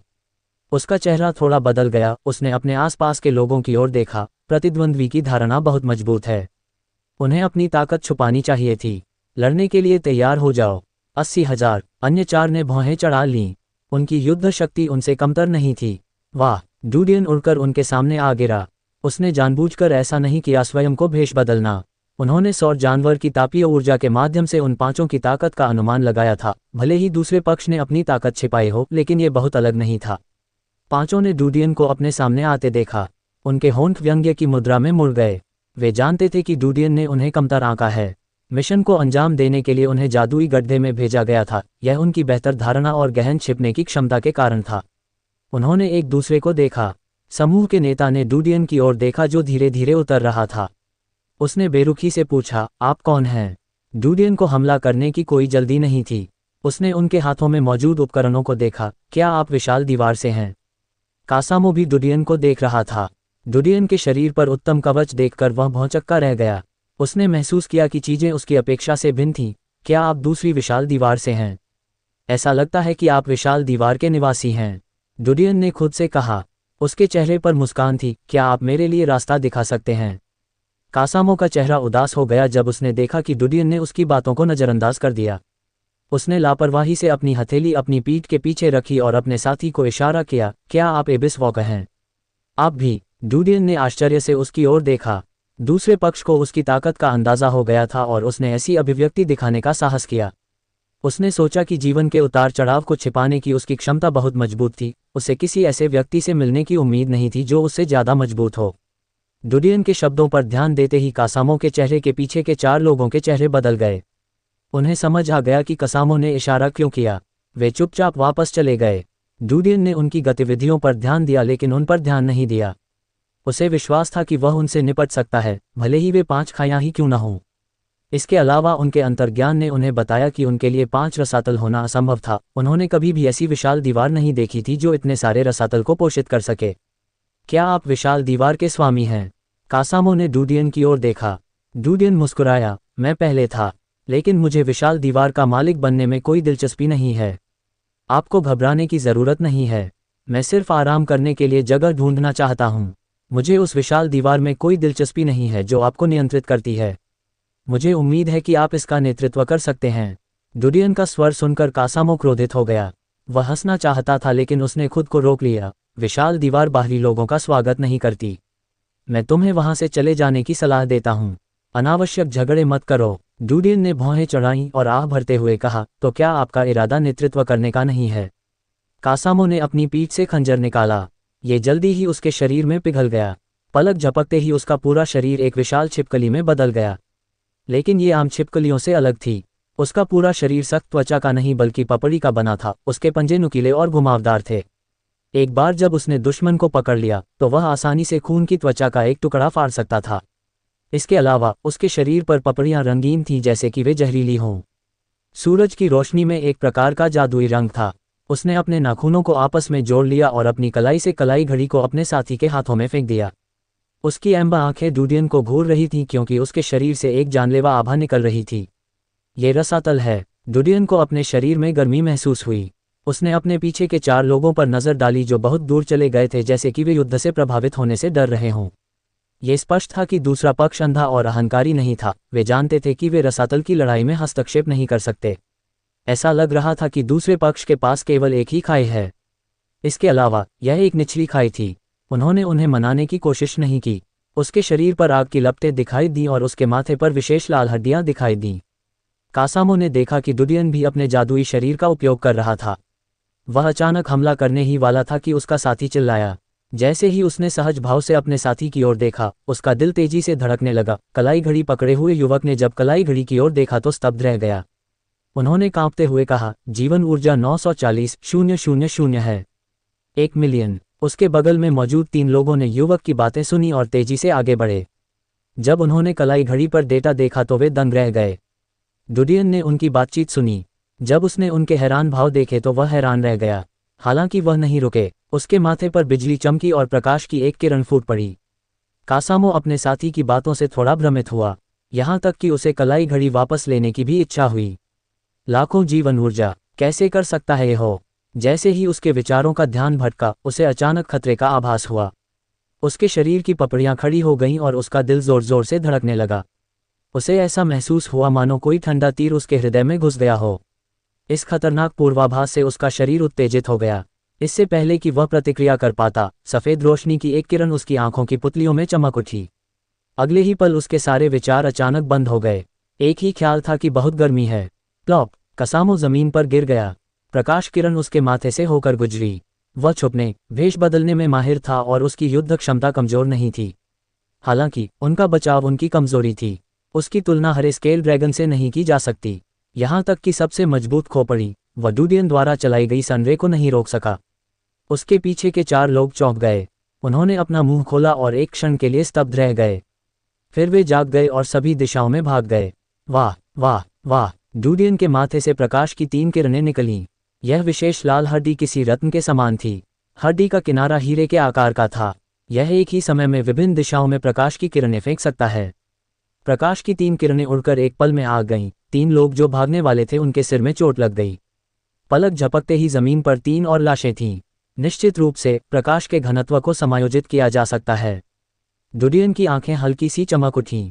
निरंतर युद्ध के माध्यम से वह सूर्य की किरणों से अधिकाधिक परिचित हो गया। पहले जब वह ग्रीन ड्रैगन से लड़ रहा था तो सूर्य की किरणों का घनत्व अधिकतम तक संकुचित हो गया था। ये शरीर की सीमा तक पहुंचने के लिए केवल 4 किरणें ही मार सका। हालांकि यदि किरणों के घनत्व को निचले स्तर पर समायोजित किया जाता है तो किरणों की संख्या बढ़ जाएगी, संबंधित विनाशकारी शक्ति कम हो जाएगी। हालांकि इन लोगों से निपटने के लिए भले ही सूर्य की किरणों को 2 स्तर तक कम कर दिया जाए, फिर भी यह उन्हें मारने में सक्षम होगी। डुडियन तैरकर नीचे उतरा और युवक के सामने उतरा। उसने अपने हाथ में कलाई घड़ी पर नजर डाली और उसे उठा लिया। उत्तरार्ध एक मूर्ति की तरह था। उसका शरीर अभी भी अकड़ रहा था और हिलने की हिम्मत नहीं कर रहा था। डुडियन ने कलाई घड़ी पर नजर डाली और उसे अपना आभासी प्रक्षेपण दिखाई दिया। प्रक्षेपण के आगे हृदय गति, तापीय प्रतिक्रिया, हड्डी की कठोरता इत्यादि जैसी संख्याओं की एक श्रृंखला थी। डेटा के अंतर्गत व्यापक डेटा की एक श्रृंखला प्रतीत होती थी। फिलहाल डेटा तेजी से बदल रहा था।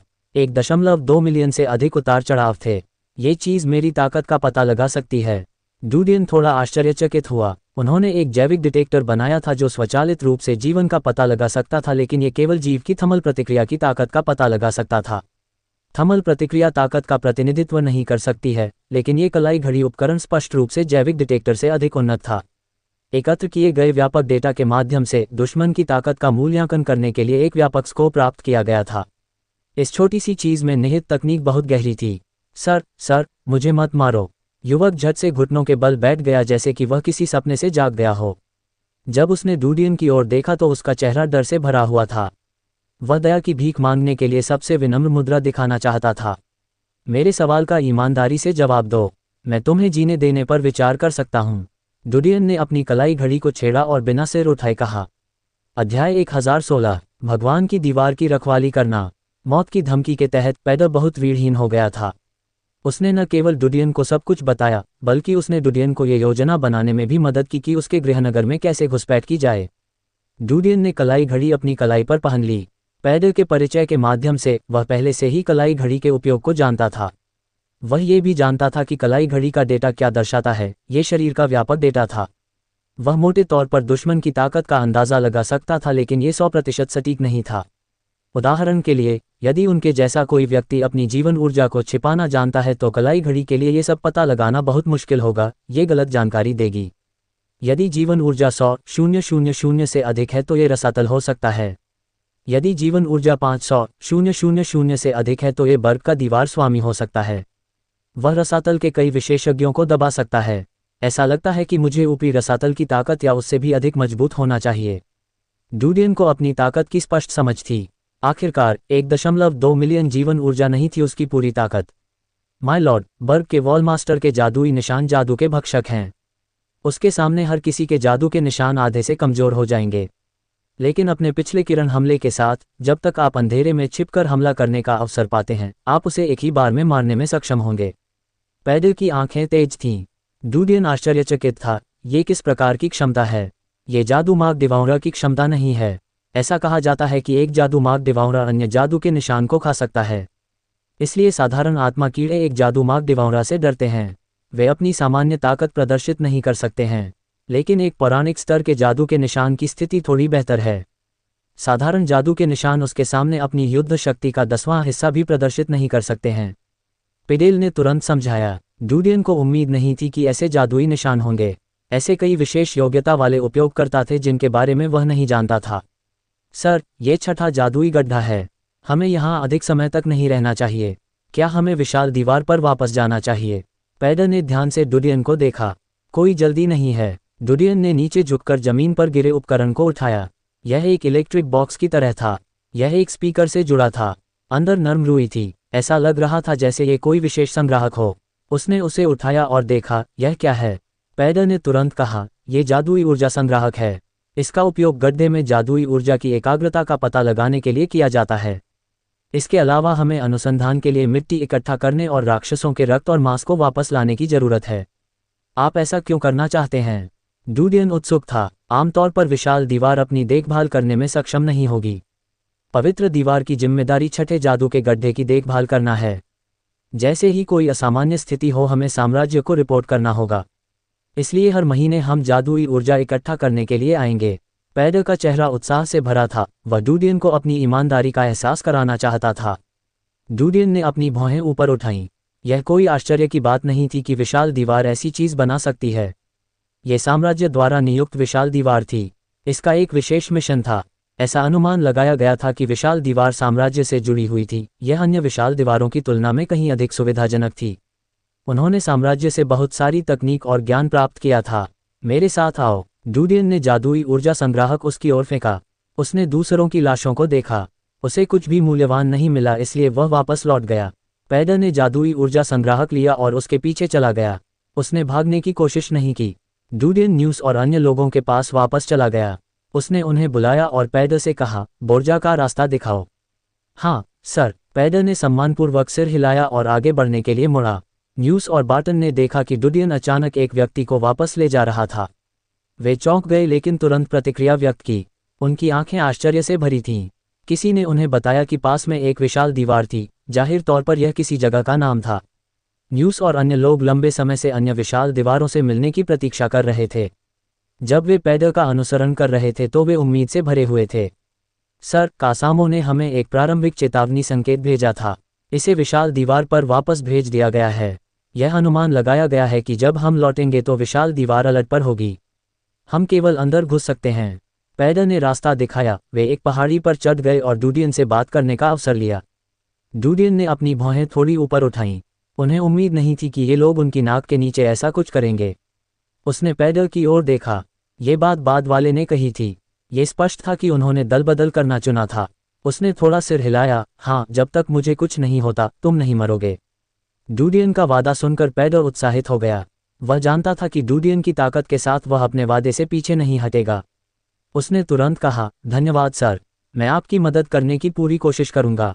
मुझे विशाल दीवार के अंदर की स्थिति के बारे में बताएं। रसातल में विशेषज्ञों की संख्या।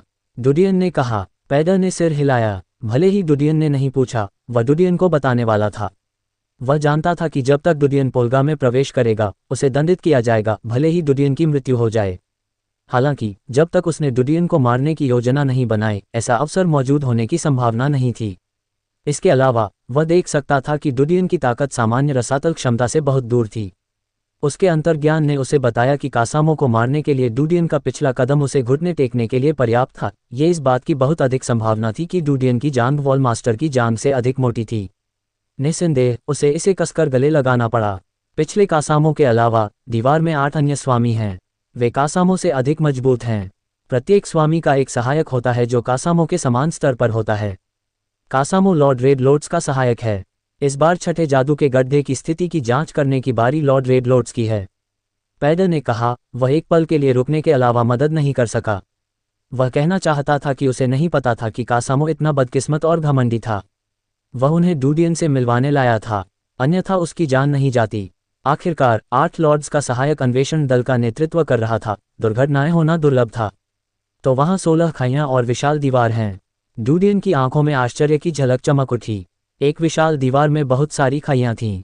इसकी तुलना में सिल्विया में कोई शासक भी नहीं था, सिल्विया में कोई स्वामी भी नहीं था। अंतर थोड़ा अतिरंजित था। विशाल दीवार के नियंत्रण में 3 खाई हैं। उनकी ताकत 8 प्रभुओं के बराबर है। पेडेल ने तुरंत कहा। डूडियन व्यंग्यपूर्वक मुस्कुराया। ऐसा लग रहा था मानो उसका सामना किसी अविश्वसनीय विशाल दीवार से हो गया हो। इसमें कोई आश्चर्य नहीं कि साम्राज्य ने जादुई गड्ढे की सुरक्षा की व्यवस्था की। दूसरे शब्दों में, अन्य जादुई गड्ढों के चारों ओर भी ऐसी ही विशाल दीवारें होनी चाहिए। मेरे प्रभु, चिंता मत करो। अपनी ताकत के साथ आपके पास इस जगह पर शासन करने का मौका है। पैडर ने डूडियन की असहाय मुस्कान देखी। वह चिंतित था कि वह डर जाएगा। डूडियन को उसे मारने में कोई आपत्ति नहीं होगी। उसने तुरंत कहा, हे भगवान, आपकी ताकत कासामो को मारने के लिए पर्याप्त है। आपको 8 लॉर्ड से अधिक मजबूत होना चाहिए। यहाँ तक कि दीवार के स्वामी भी आपके प्रतिद्वंद्वी नहीं हो सकते हैं। हालांकि उनमें से कई हैं, मजबूत लोगों के समुद्र से कभी नहीं डरते हैं। इसके अलावा हम अंधेरे में हैं और वे खुले में हैं। हम उन्हें एक एक करके तोड़ सकते हैं। डूडियन ने उसकी ओर देखा। स्वाभाविक रूप से उनका पीछे हटने का इरादा नहीं था। उन्हें लगा कि चीजें थोड़ी परेशानी वाली हैं। हालांकि पैडर काफी होशियार था। वह मुस्कुराया। आपकी क्या योजना है? मुझे बताओ। डूडियन को मुस्कुराता देखकर पैडर आश्चर्यचकित रह गया। वह नहीं जानता था कि क्या उसके शब्दों ने डूडियन को आत्मविश्वास दिया था या डूडियन ने अपने कार्ड छुपाए थे। उसने एक पल के लिए सोचा। उसने फुसफुसाया, भगवान, मैं 8 भगवानों के निवास को जानता हूँ। हम उन्हें बाहर ले जा सकते हैं और एक एक करके मार सकते हैं। जब दूसरों को इसके बारे में पता चलेगा तो वे सतर्क हो जाएंगे। लेकिन हम अंधेरे में हैं, इसलिए उनके लिए सतर्क रहना बेकार है। लंबे समय के बाद वे धीरे धीरे अपनी खामियां प्रकट करेंगे। उनकी आंखों में निर्ममता की झलक झलक रही थी। उन्होंने कहा, भले ही वे सभी डर जाएं, फिर भी हम दीवार के मालिक की रक्षा कर सकते हैं। जब तक हम दीवार के मालिक को मार देते हैं और अस्थायी रूप से दीवार पर कब्जा कर लेते हैं, 8 स्वामी केवल आत्मसमर्पण कर सकते हैं यदि वे मरना नहीं चाहते हैं। उस समय हम साम्राज्य से संपर्क काट सकते हैं या साम्राज्य तक झूठी जानकारी का उपयोग कर सकते हैं। कम समय में 2 से 3 साल तक उन्हें धोखा देना कोई समस्या नहीं होगी। अध्याय 1017 घुसपैठ। डूडियन ने मुस्कुराते हुए नेस, बार्टन और अन्य लोगों से कहा, आपका विचार क्या है? न्यूज़ ने डूडियन की ओर देखा, लेकिन अपने विचारों को समझ नहीं सका। उसने फुसफुसाया, मास्टर, मुझे लगता है कि यह विधि संभव है, लेकिन हम जाल बनाने की कोशिश भी कर सकते हैं। यदि उन्हें आधे रास्ते में पता चल जाता है तो हम उन्हें जाल में फंसा सकते हैं और उन सभी को पकड़ सकते हैं। बार्टन ने सोचा, मुझे लगता है कि दीवार के अंदर की स्थिति से परिचित होने में अभी देर नहीं हुई है। आखिरकार हम पवित्र दीवार के बारे में कुछ भी नहीं जानते हैं। हम उनके शब्दों पर भरोसा नहीं कर सकते। सगे ने डूडियन को अपनी ओर देखते हुए देखा, मुझे मत देखो, मैं सोचने में कभी अच्छा नहीं रहा। मेसन ने हंसते हुए कहा, हम उनकी सेनाओं के मध्य स्तर में घुल मिल सकते हैं और उनकी पृष्ठभूमि का पता लगा सकते हैं। पैडो उन्हें देखने के अलावा कुछ नहीं कर सका। ये स्पष्ट था कि दूसरा पक्ष जितना उसने सोचा था उससे कहीं अधिक विचारशील था। उसने तुरंत कहा, हम अंधेरे में हैं। हम कार्रवाई करने की जल्दी में नहीं हैं। हम पहले स्थिति को समझ सकते हैं। डूडियन मुस्कुराए, आइए पहले एक नज़र डालें। अपनी चर्चा समाप्त करने के कुछ समय बाद पैडो उन्हें विशाल दीवार के बाहर जंगल में ले गया। परिवेश में राक्षसों की संख्या स्पष्ट रूप से कम हो गई थी। निम्न स्तर के राक्षसों की संख्या बढ़ गई थी। जब वे एक बेसिन के पास आए तो पैडो ने सबसे पहले बेसिन की स्थिति पर ध्यान दिया। वह फुसफुसाया, सर, हमारे सामने लोग हैं। वे शिकार दल होने चाहिए। क्या हमें उनके चारों ओर जाना चाहिए? डूडियन ने अपना हाथ लहराया, मार डालो उन्हें। हाँ सर। डूडियन का आदेश देखते ही पैडो ने सम्मानपूर्वक सिर हिलाया। वह तेजी से आगे बढ़ा और बेसिन में चला गया। उसके शरीर को वापस लौटने में ज्यादा समय नहीं लगा। उसके हाथों में 2 डरे हुए सिर थे। उसने डूडियन की ओर देखा, सर, केवल कुछ शिकारी हैं। उन्हें मिशन को अंजाम देने के लिए बाहर आना चाहिए था। मैंने उनका पहले ही निपटान कर दिया है। उनके शव उसी स्थान पर छोड़ दिए गए हैं। क्या आप चाहते हैं कि मैं ये दिखावा करूं कि उन्हें राक्षसों ने मार डाला है? जाओ। डूडियन ने सिर हिलाया। पैडो तुरंत 2 मानव सिर ले गया और चला गया। न्यूज़ ने डूडियन से फुसफुसाकर कहा, मास्टर, इस व्यक्ति का दोबारा उपयोग नहीं किया जा सकता। बेशक। डूडियन मुस्कुराया। डूडियन और अन्य लोगों के बेसिन में प्रवेश करने के बाद पैडो ने दृश्य को छिपाना समाप्त कर दिया था। डूडियन ने आकस्मिक रूप से दृश्य पर नजर डाली। कोई खामियां नहीं थीं। ये स्पष्ट था कि पैडो वह व्यक्ति था जो पैडो के स्तर तक पहुंच गया था। ये पहली बार नहीं था कि उसने इस तरह का काम किया था। दीवार बहुत आगे नहीं है, ये लगभग 10 मील दूर है। पैडो ने डूडियन को आते हुए देखकर सम्मानपूर्वक कहा। डूडियन ने थोड़ा सिर हिलाया और उसे आगे बढ़ने दिया। पैडो जिस दीवार के बारे में बात कर रहा था उसे देखने में उसे देर नहीं लगी। दीवार बादलों में ऊंची हो गई। ये हजारों मीटर ऊंचा था। इसकी शक्ल सिल्विया से अलग नहीं थी। ये शानदार और राजसी था। हालांकि दीवार पर बहुत सारे लाल ताप स्रोत थे। वे दीवार पर तैनात सैनिक होने चाहिए। सतर्कता के मामले में सिल्विया की तुलना उनसे नहीं की जा सकती। सर, मेरे पास है। मैं सीधे अंदर जा सकता हूँ, पैडो ने जल्दी से कहा। डूडियन ने अपना सिर हिलाया। अंदर जाने के लिए पास का उपयोग करें। आपके सुपीरियर को दीवार पर आपकी वापसी के बारे में पता चल जाएगा। हमें घुसपैठ करने का सबसे अच्छा अवसर मिलेगा। पैडो चौंका। वह कुछ कहना चाहता था लेकिन झिझक रहा था। अंत में उसने सिर हिलाया। वह नहीं जानता था कि डूडियन को इसके बारे में पता था या उसने वास्तव में ऐसा सोचा था। इसमें कोई संदेह नहीं था कि शहर में प्रवेश करने के लिए पास का उपयोग करना उसके लिए फायदेमंद होगा। वह लॉर्ड रेडलोड्स को स्थिति की रिपोर्ट करने का बहाना ढूंढ सकता था। साथ ही वह डूडियन और अन्य लोगों के साथ अपने रिश्ते को अलग रख सकता था।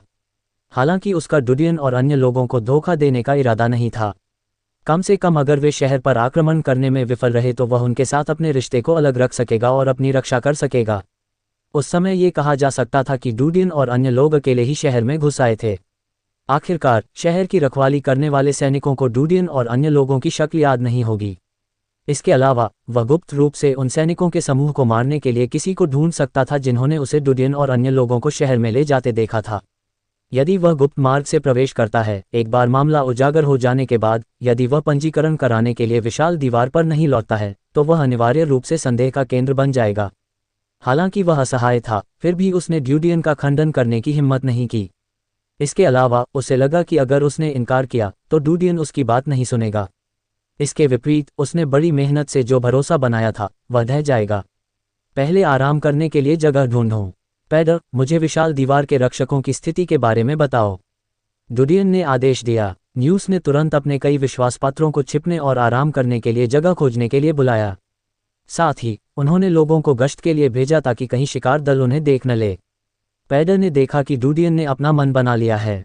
वह केवल ड्यूडियन को गार्डों की स्थिति के बारे में बता सकता था। ड्यूडियन ने एक पल के लिए सोचा और कहा, पहले आराम करो, हम रात को चुपचाप घुस जाएंगे। जल्द ही रात आ गई। सभी ने खाने पीने के लिए अपने अपने बैग से शुद्ध पानी और भोजन निकाला। उन्होंने अपनी शारीरिक शक्ति पुनः प्राप्त कर ली। ड्यूडियन ने आकाश में बादलों को देखा। उन्होंने चंद्रमा को ढक दिया और जमीन पर तुरंत अंधेरा हो गया। उसने न्यूज़ और बाटन की ओर देखा। पैडर को आसपास के क्षेत्र में ले जाओ और उनका ध्यान आकर्षित करने के लिए शहर पर हमला करने के लिए एक राक्षस को फुसलाओ। हाँ मास्टर, न्यूज़ ने सिर हिलाया। पैडर मन ही मन मुस्कुराया, लेकिन उसका चेहरा प्रशंसा से भरा था। मास्टर बुद्धिमान हैं। उनके जाने के बाद ड्यूडियन ने विशाल दीवार की स्थिति को देखा। उसने देखा कि गार्ड शिफ्टों में काम कर रहे थे जैसा कि पैडर ने कहा था। उसने दूसरों की ओर देखा। कोल्ड क्रिस्टल पाउडर लगाओ और अंदर घुसने के लिए तैयार हो जाओ। ये हो गया। मेसन मुस्कुराया। हालांकि वह उस विशाल दीवार में घुसने ही वाला था जिसमें 20 एबिस रहते थे, लेकिन उसे घबराहट महसूस नहीं हुई। ऐसा लगा मानो वह अपने बचपन में लौट आया हो जब उसने ड्यूडियन के साथ मेहतर प्रशिक्षण में भाग लिया था। स्थिति चाहे कितनी भी खतरनाक क्यों न हो, हमेशा रहती थी इसे हल करने का तरीका। अन्य विश्वासपात्र मेसन की तरह आशावादी नहीं थे। वे गंभीर दिख रहे थे और उनमें सांस लेने की हिम्मत नहीं थी। थोड़ी देर के बाद दूर से गरजती हुई गड़गड़ाहट की तरह एक गुस्से भरी दहाड़ सुनाई दी। ध्वनि के स्रोत की ओर देखते ही ड्यूडियन की आंखें चमक उठीं। उन्होंने न्यूज़, बाटन और पैडर को देखा। उनके पीछे एक विशाल ताप स्रोत था। वह एक विशाल शेर जैसा था। यहाँ रुको, ड्यूडियन ने कहा जब उसकी आकृति रात में गायब हो गई। न्यूज़ और बाटन अपनी जान बचाने के लिए भाग रहे थे क्योंकि वे और अधिक पैर बढ़ाना चाहते थे। वे अपनी सीमा के भीतर एक राक्षस को आकर्षित करना चाहते थे, लेकिन ये स्पष्ट था कि ये राक्षस उनके लिए चुनने के लिए नहीं थे। इस राक्षस की ताकत उनके अनुमान से दोगुनी से भी अधिक थी। सौभाग्य से विशाल दीवार उनके सामने थी। यदि वे और दूर होते तो वे निराशा में होते। जल्दी करो, हम विशाल दीवार के सामने होंगे। न्यूज़ ने अपने दांत पीस लिए और बाटन और पैडर के लिए जयकार की। पैडर का दिल कड़वा था। वह राक्षस भी उसी की तरह एक मास्टर स्तर का राक्षस था। हालांकि वह राक्षस के मुंह से बच सका, लेकिन न्यूज़ और बाटन बर्बाद हो गए। उसे उम्मीद नहीं थी कि ये दो लोग जिन पर ड्यूडियन ने भरोसा किया था, उनकी ताकत इतनी कमजोर थी। वे केवल आंतरिक बंजर भूमि स्तर पर थे। यदि वह अकेला बच गया तो ड्यूडियन निश्चित रूप से जांच करेगा और गुस्से में उसकी बलि भी दे देगा, इसलिए वह केवल न्यूज़ और बाटन के पीछे भाग सकता था। समय समय पर वह पीछे मुड़ता और अपने पीछे वाले राक्षस पर हमला करता। गर्जन, रक्त लाल फर वाला राक्षस क्रोध से दहाड़ने लगा। वह उछला और पैडर की ओर झपटा जो पीछे था। पैडर को अपने पीछे हलचल महसूस हुई। उसने अपने दांत भींच लिए और अपना जादुई शरीर सक्रिय कर दिया। वह घूमने और राक्षस की गति पर हमला करने के लिए तैयार था। हालांकि क्रोधित दहाड़ अचानक बंद हो गई। उसने बिल्ली जैसी चीख निकाली। उसने देखा कि उसके पीछे एक भगवान जैसी आकृति दिखाई दे रही है, जैसे कि उसने टेलीपोर्ट किया हो। उसके दोनों हाथ राक्षस के अगले पंजों को पकड़े हुए थे। पैडर ने देखा कि यह ड्यूडियन था। जब उसने ड्यूडियन के शरीर में मरोड़ देखी तो उसे राहत मिली। उसके हाथ में मौजूद राक्षस को विशाल दीवार की ओर फेंक दिया गया। वाह वाह वाह! विशाल दीवार पर कई बड़ी सर्चलाइटें लगी हुई थीं। सफ़ेद प्रकाश किरण नीचे चमकी और सभी दिशाओं में हिल गई। जल्द ही उसे वह राक्षस मिल गया जो जमीन पर गिरा हुआ था। हालांकि ड्यूडियन ने राक्षस को दूर फेंक दिया था। वह 7-8 बार लुढ़का, लेकिन जल्दी ही उठ गया। ऐसा नहीं लग रहा था कि कोई चोट लगी है। ये सर्चलाइटों से रोशन था। उसने अपना मुंह खोला और दहाड़ा। वाह वाह! न्यूज़ और बाटन ने ड्यूडियन के कुछ भी कहने का इंतजार नहीं किया। वे तेजी से मुड़े और भागे। ड्यूडियन ने उन्हें पकड़ लिया और चिल्लाकर आदेश दिया, पीछे हटो। जैसे ही वह न्यूज़ और बाटन के साथ अंधेरे में गायब हो गया, उसकी आकृति चमक उठी। पैडर ने देखा कि उसके साथ ऐसा कोई व्यवहार नहीं हुआ। उसका मुंह कड़वा था, लेकिन वह शिकायत नहीं कर सका। वह झट से भाग गया। इस समय विशाल दीवार पर पहरेदारों को विशाल शेर द्वारा सतर्क कर दिया गया था। विशाल क्रॉसबो की एक पंक्ति विशाल दीवार से नीचे गिरी। हालांकि विशाल क्रॉसबो हजारों मीटर ऊंचा था। हालांकि यह तेज था, इसकी सटीकता 10 मीटर से अधिक कम थी। विशाल शेर क्रोधित हो गया और विशाल दीवार पर दहाड़ने लगा। डूडियन न्यूज़ बार्टन और अन्य लोगों को सभा स्थल पर वापस ले आए। वह पैदल के उन्हें पकड़ने का इंतजार करने लगा। उसने रास्ता दिखाने का बीड़ा उठाया और तेजी से विशाल दीवार के नीचे एक रास्ते पर आ गया। डूडियन ने देखा कि मार्ग के सामने 4 गार्ड तैनात थे। ये सभी अग्रणी थे। इस समय वे दहाड़ की दिशा में देख रहे थे। उन्होंने अपने सामने की स्थिति पर ध्यान नहीं दिया। इसके अलावा विशाल दीवार के ऊपर के गार्ड उसकी घेरा रेखा के दाईं ओर चले गए थे। हालांकि वे अभी भी गश्त पर थे, वे स्पष्ट रूप से मध्य स्थिति से बाहर थे। जब दूरी 5 मील के करीब थी, डूडियन ने अचानक अपनी गति बढ़ा दी। ऐसा लग रहा था मानो अंधेरी रोशनी की कोई किरण बाहर निकल रही हो। विशाल दीवार के बाहर के क्षेत्र में कोई घास फूस नहीं थी। इससे गार्ड की दृष्टि पर कोई असर नहीं पड़ेगा, इसलिए वह समय से पहले ही दौड़ सकता था। गार्डों में से एक को कुछ महसूस हुआ। उसने अपनी कलाई उठाई और उसका चेहरा बदल गया। कोई आ रहा है। जैसे ही उसने अपनी बात खत्म की, उसने देखा कि एक काली बिजली उसकी ओर आ रही है। उसकी पुतलियां सिकुड़ गईं। वाह! डूडियन के माथे से एक किरण निकली और उस आदमी को भेद गई जो पुकारने वाला था।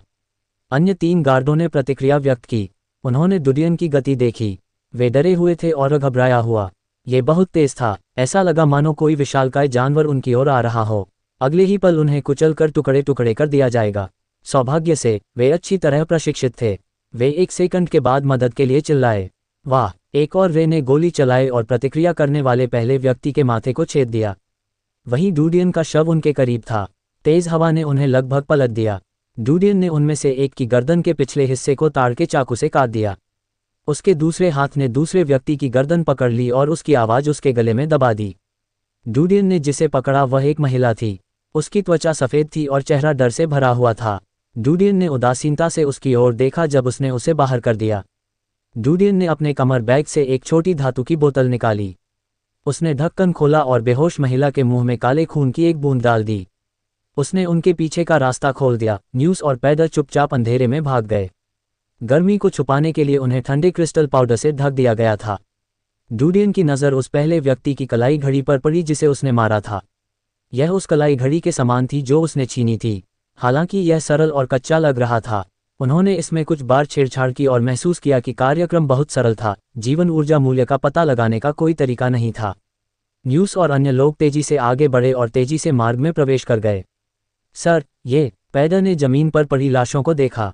उसका चेहरा बदसूरत था। ऐसा इसलिए नहीं था क्योंकि उसे मृतकों के लिए खेद था, बल्कि इसलिए क्योंकि यह अपरिहार्य था कि अगर उसकी तलाशी ली गई तो उसका पर्दाफाश हो जाएगा। अंदर जाओ, डूडियन फुसफुसाए। पैदल तेजी से गलियारे में चला गया। मार्ग के दूसरी ओर सैनिक थे, लेकिन उन्हें उम्मीद नहीं थी कि मार्ग अचानक खुल जाएगा। इससे पहले कि वे स्थिति को स्पष्ट रूप से देख पाते, उन्हें बाहर कर दिया गया। जाओ, डूडियन ने रास्ता दिखाया और तेजी से विशाल जंगल में चला गया। न्यूज़ और पैडल ने उसका पीछा किया। पलक झपकते ही वे जंगल में गायब हो गए। डूडियन उस समय रुक गया जब वह विशाल दीवार से काफी दूर था। उसके सीने में कुछ दर्द महसूस हुआ। उसने लोगों को मदद के लिए पुकारने से रोकने की कोशिश की थी, लेकिन उसका दिल इसे बर्दाश्त नहीं कर पा रहा था। सर, अगर वे लाश देखेंगे। पैडल ने फिर डूडियन की ओर देखा। वह शिकायत कर रहा था, लेकिन इसे जोर से कहने की हिम्मत नहीं कर रहा था। डूडियन ने अपना हाथ लहराया। चिंता मत करो, उन्होंने अभी अभी अपनी शिफ्ट पूरी की है, इसलिए फिलहाल उन्हें बदला नहीं जाएगा। जब तक वे लाशों को बदलेंगे तब तक वे नष्ट हो चुकी होंगी।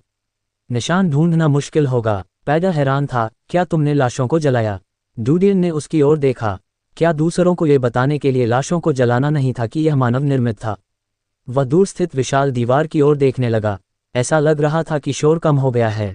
अधिकांश विशाल सिंह राक्षस मारे जा चुके थे या डर गए थे। महिला के मुंह में मरे हुए के खून को एक भूमिका निभानी चाहिए। सुबह जब गार्डों ने शिफ्ट बदली, तब तक लाशों और बेहोश आदमी को महिला खा चुकी होती थी। हालांकि महिला के मरे हुए के रूप में संक्रमित होने में कुछ अजीब बात थी, लेकिन कुछ गार्डों की मौत एक छोटी सी बात थी। आमतौर पर यह उच्च अधिकारियों को चिंतित नहीं करेगा। जहां तक दीवार पर तैनात गार्डों की बात है, इससे पहले कि वे स्पष्ट रूप से देख पाते, वे बेहोश हो गए। उन्हें नहीं पता था कि क्या हुआ। अगर किसी ने इसकी रिपोर्ट भी की तो कोई सबूत नहीं था। आइए आराम करने के लिए एक जगह ढूंढें। डूडियन अब और नहीं रुके और पैडल से कहा, जितनी जल्दी हो सके हम सभी को कानूनी पहचान दिलाने में मदद करने का एक तरीका ढूंढें। याद रखें, आप भी तस्करी के शिकार हैं। पैडल का दिल तेजी से धड़कने लगा। वह कड़वाहट से मुस्कुराया लेकिन उसके चेहरे पर सम्मान झलक रहा था। सर, मैंने बहुत पहले ही आपके साथ जीने और मरने का फैसला कर लिया है। हम एक ही नाव पर हैं। मैं आपको कभी धोखा नहीं दूंगा। रास्ता दिखाओ। डूडियन ने अपना हाथ लहराया। Dot dot dot dot. आखिरकार उसे अपना ड्राइविंग लाइसेंस मिल गया। उसके पास अन्य 3 में से 100 थे। अध्याय 1018। फीनिक्स भगवान। बरगा की विशाल दीवार के मध्य में स्थित थी। यह मुख्य क्षेत्र भी था। 8 राजाओं का क्षेत्र राजधानी को घेरे हुए था। प्रत्येक स्वामी 1 दर्जन से अधिक शहरों का प्रबंधन करता था। सैकड़ों कस्बे और अनगिनत गांव थे। पैदल डूडियन और अन्य लोगों को एक दूरदराज के गांव में ले गया। गांव जंगल के करीब था। गांव के बाहर तीखी बाड़ें थीं। उनका उपयोग जंगल से भटकने वाले भेड़ियों और जानवरों का विरोध करने के लिए किया जाता था। गांव में कुछ सामान्य निवासी थे। युवा और मजबूत लोग किसानों के लिए काम करने या छोटे व्यवसाय करने के लिए पास के शहरों में गए। जो लोग गांव में रुके थे वे बूढ़े और बच्चे थे। गांव में एक लोहार की दुकान, एक शराबखाना और एक किराने की दुकान थी। दुकान का मालिक दिन में घर पर ही सो रहा था। साल भर में बहुत सारे व्यवसाय नहीं थे, इसलिए वह मुश्किल से अपनी जीविका चला पाता था।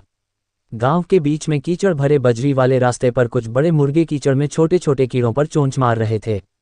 डूडियन और अन्य लोग आए और बड़े मुर्गों को डरा दिया। एक महिला गंदे कपड़ों से भरा लकड़ी का बेसिन लेकर घर से बाहर आई।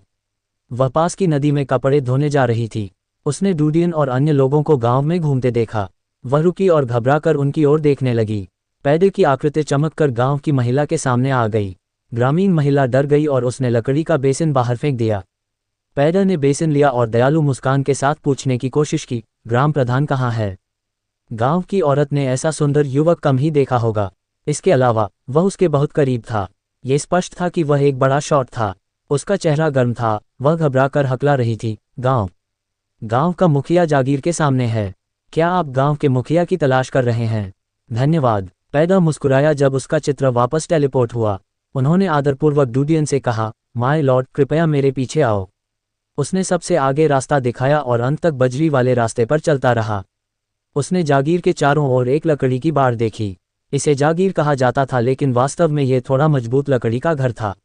लकड़ी की बाड़ एक बड़े क्षेत्र को कवर नहीं करती थी। घर में एक कुत्ता और मुर्गियों का एक पिंजरा था। कुत्ता बंधा हुआ था। उस क्षण किसी अजनबी सी गंध आ रही थी। उसने तुरंत अपने दांत दिखाने शुरू कर दिए। पैडर ने ब्लैक डॉग को उदासीनता से देखा। कुत्ते ने डरकर उसकी ओर देखा। वह घर के कोने में सिकुड़ गया और दोबारा भौंकने की हिम्मत नहीं की। इसी दौरान कुत्ते के भौंकने से घर के लोग सहम गए। भूरे बालों वाला एक बूढ़ा व्यक्ति बाहर आया। उसने मोटे लिनन के कपड़े पहने हुए थे। उसकी छाती की जेब में एक पुरानी धातु की क्लिप थी। उसने पैडर और डूडियन को अपने पीछे खड़े देखा। जैसे ही उसकी आंखें चौड़ी हुईं, वह चौंक गया। वह बता सकता था कि डूडियन और अन्य लोग अपने पहनावे और स्वभाव से असाधारण थे। क्या आप ग्राम प्रधान हैं? पैडर के चेहरे पर गांव की महिला के प्रति पहले वाली दयालुता नहीं दिखी। इसके बजाय उन्होंने कृपालु रवैया दिखाया। हम रेड लॉर्ड्स आर्मी से हैं। हमें कुछ आपूर्ति इकट्ठा करने की जरूरत है। आपको उन्हें तैयार करना चाहिए। जब ग्राम प्रधान ने लाल कमल सेना शब्द सुने तो उसका चेहरा तुरंत भय से पीला पड़ गया। उनका मूल रूप से झुका हुआ शरीर और भी अधिक झुक गया और उनका झुर्रियों वाला बूढ़ा चेहरा असहज हो गया। कृपया, क्या मैं पूछ सकता हूं कि आपको किन संसाधनों की आवश्यकता है? मेरे भगवान, हमारा स्थान बंज है और हमारे पास कुछ भी नहीं है। मुझे डर है। बकवास बंद करो। अगर तुम्हारे पास कुछ नहीं है तो जेल जाने और मरने के लिए तैयार हो जाओ। पेडेल ने डांटा और उसे टोक दिया। ग्राम प्रधान उसकी डांट से कांप उठा और दोबारा बोलने की हिम्मत नहीं की। कपड़े के 30 सेट तैयार करो। मैं तुम्हें आधा घंटा दूंगा, पेडेल ने अहंकारपूर्वक कहा। गांव का मुखिया चौंक गया और जल्दी से बोला, सर, हम सभी यहाँ मोटे कपड़े पहने हुए हैं। यहाँ बिल्कुल भी रेशम या ब्रोकेड नहीं है। मैं एक सेट भी नहीं निकाल सकता। पैडर ने भौहें सिकोड़ लीं और एक पल के लिए सोचा, फिर कहा, फिर लिनन के कपड़ों के 30 सेट तैयार करें। जल्दी करो। यदि आप हमारे समय में देरी करते हैं तो आपका पुराना जीवन इसे बर्दाश्त नहीं कर सकता। ग्राम प्रधान को राहत मिली। हालांकि गांव गरीब था, फिर भी लिनन के कपड़ों के 30 सेट इकट्ठे किए जा सके। हे भगवान, कृपया एक क्षण रुकें। मैं जाऊंगा और उन्हें ढूंढूंगा। ग्राम प्रधान ने सिर हिलाया और प्रणाम किया। पैडर द्वारा अनुमति दिए जाने के बाद वह जल्दी से चला गया। जब वह डूडियन और अन्य लोगों के पास से गुजरा तो उसे घुटन महसूस हुई, जैसे कि वह क्रूर जानवरों के समूह के पास से गुजर रहा हो। ऐसा लग रहा था कि वह किसी भी समय टुकड़े टुकड़े हो जाएगा। कुछ ही समय बाद गांव का मुखिया अपने साथ एक ताकतवर आदमी को लाया। उस ताकतवर आदमी की कलाई खुरदरी और लोहे की गंध से भरी हुई थी। वह गांव में एक लोहार था। उसका स्वभाव हमेशा खराब रहता था। परंतु इस समय उसका बलिष्ठ शरीर कांप रहा था और चेहरे पर तनाव था। उसके हाथ में एक बोरा था जो लिनन के कपड़ों से भरा हुआ था। क्या मात्रा सही है? पैडर ने बोरी खोली और उसे देखा। ग्राम प्रधान ने तुरंत कहा, बिल्कुल सही, मैंने इसे स्वयं गिना। गलत संख्या को रोकने के लिए उसने जानबूझकर 5 दिया अधिक सेट। पैडर ने अनुमान लगाया कि उसने चालाकी करने की हिम्मत नहीं की। उन्होंने डूडियन की ओर देखा और निर्देश मांगे। डूडियन ने थोड़ा सिर हिलाया और जाने के लिए मुड़ा। उनके एक विश्वासपात्र ने जमीन से बोरा उठाया और भीड़ के पीछे पीछे चल दिया। समूह ने गांव छोड़ दिया। डूडियन और अन्य लोगों को जाते हुए देखने के बाद ग्राम प्रधान और लोहार ने एक लंबी आह भरी। उन्हें महसूस हुआ कि उनके सिर ठंडे पसीने से भरे हुए हैं। ग्राम प्रधान के चेहरे से विनम्रता गायब हो गई। उसकी संकीर्ण आंखें थोड़ी हिल गईं। उसने लोहार से पूछा, ये कैसा है? क्या ये संभव है कि वे धोखेबाज हैं? लोहार ने कड़वाहट से मुस्कुराते हुए कहा, बूढ़ेलू, आप जानते हैं कि मैंने अतीत में मेहतर के रूप में काम किया है। मैंने कई बड़ी हस्तियां देखी हैं। मेरी राय में ये लोग न केवल लाल कमल सेना के सदस्य हैं बल्कि ट्रम्प कार्ड सेना भी हैं।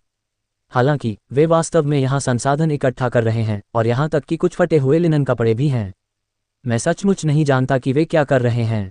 ग्राम प्रधान चौंक गया और तुरंत गंभीरता से बोला, आपको इस बारे में किसी को बताने की अनुमति नहीं है। बस दिखावा करो कि ऐसा कभी हुआ ही नहीं, समझे? एक लोहार को इसमें शामिल दावों का पता कैसे नहीं चल सकता? इतने बड़े शॉट से जुड़ना उनके लिए फायदेमंद नहीं था। ओल्ड लू, आपको ये शब्द उन महिलाओं को बताना चाहिए।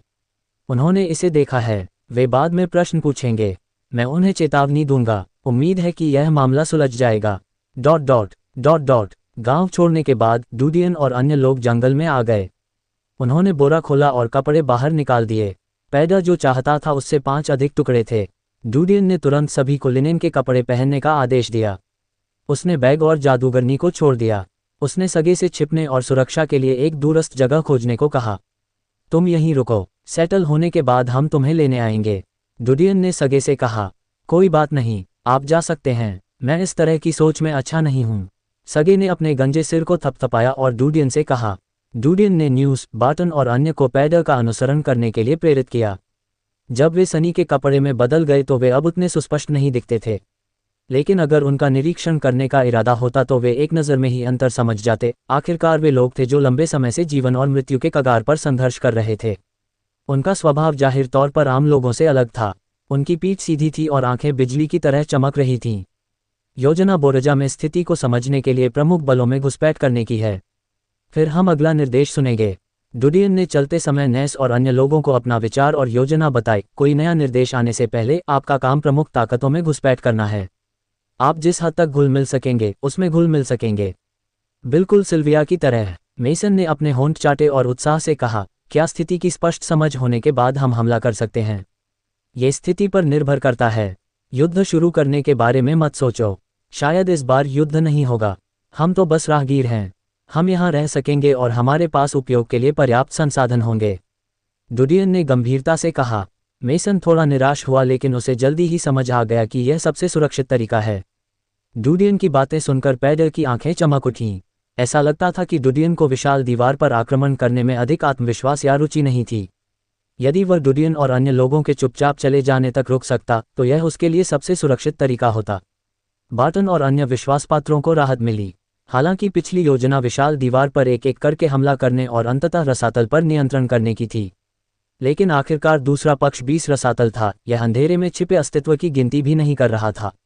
अकेले डूडियन पर भरोसा करना बहुत खतरनाक था। ये सबसे अच्छा होगा यदि वे शांतिपूर्वक साथ रह सकें।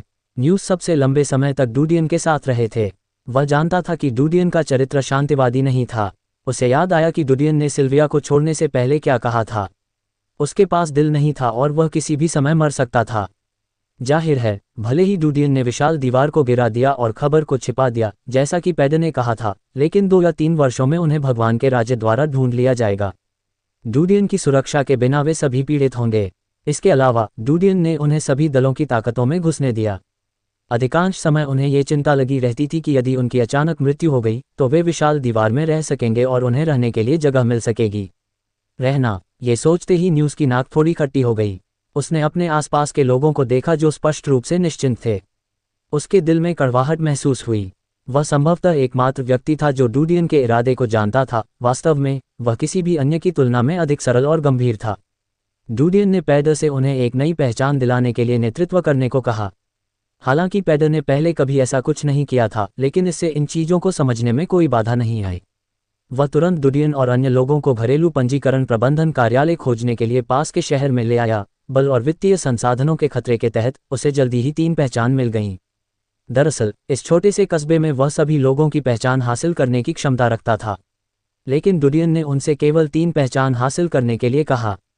बाकी लोग 3 पहचान हासिल करने के लिए दूसरे कस्बों या शहरों में चले जाते थे। आखिरकार गांव का अधिकार आसपास के गांवों तक ही सीमित था। यदि उन्हें शीर्ष स्तर पर पहुंचना था और उनकी पृष्ठभूमि का पता लगाया गया, तो यह अपरिहार्य था कि वे ध्यान आकर्षित करेंगे। डूडियन ने अपनी न्यूज़ और अपने एक विश्वासपात्र को 3 पहचानें दीं। वे तीनों अलग अलग गांवों के साधारण निवासी थे, इसलिए उन्हें गुलामी से छूट थी। पहचान होने के बाद चीज़ें काफ़ी सुविधाजनक हो गईं। डूडियन ने कुछ होटल किराए पर लिए ताकि बार्टन और अन्य लोग आराम कर सकें।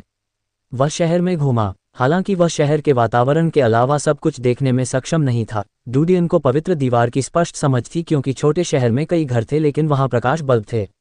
एक अच्छी कहावत थी कि जहां बिजली होगी वहां उद्योग उतना बुरा नहीं होगा। ऐसा लगता है कि विशाल दीवार साम्राज्य से जुड़ी हुई है। डूडियन मुस्कुराए बिना नहीं रह सका। यह उनके लिए अच्छी खबर थी, क्योंकि प्रायोगिक उपकरण बनाने के लिए उन्हें बहुत सारी सामग्रियों की आवश्यकता थी। सब कुछ समझने के बाद डूडियन होटल वापस गया। उसने न्यूज़ की ओर देखा। आसपास के बड़े शहरों में जाओ और जितनी जल्दी हो सके भरोसा करने के लिए एक बल ढूंढो। मैं तुम्हें 1 महीने का समय दूंगा। तुम्हें अपने लिए एक नाम बनाना होगा और फिर एक पहचान पाने के लिए उन्हें लेना होगा।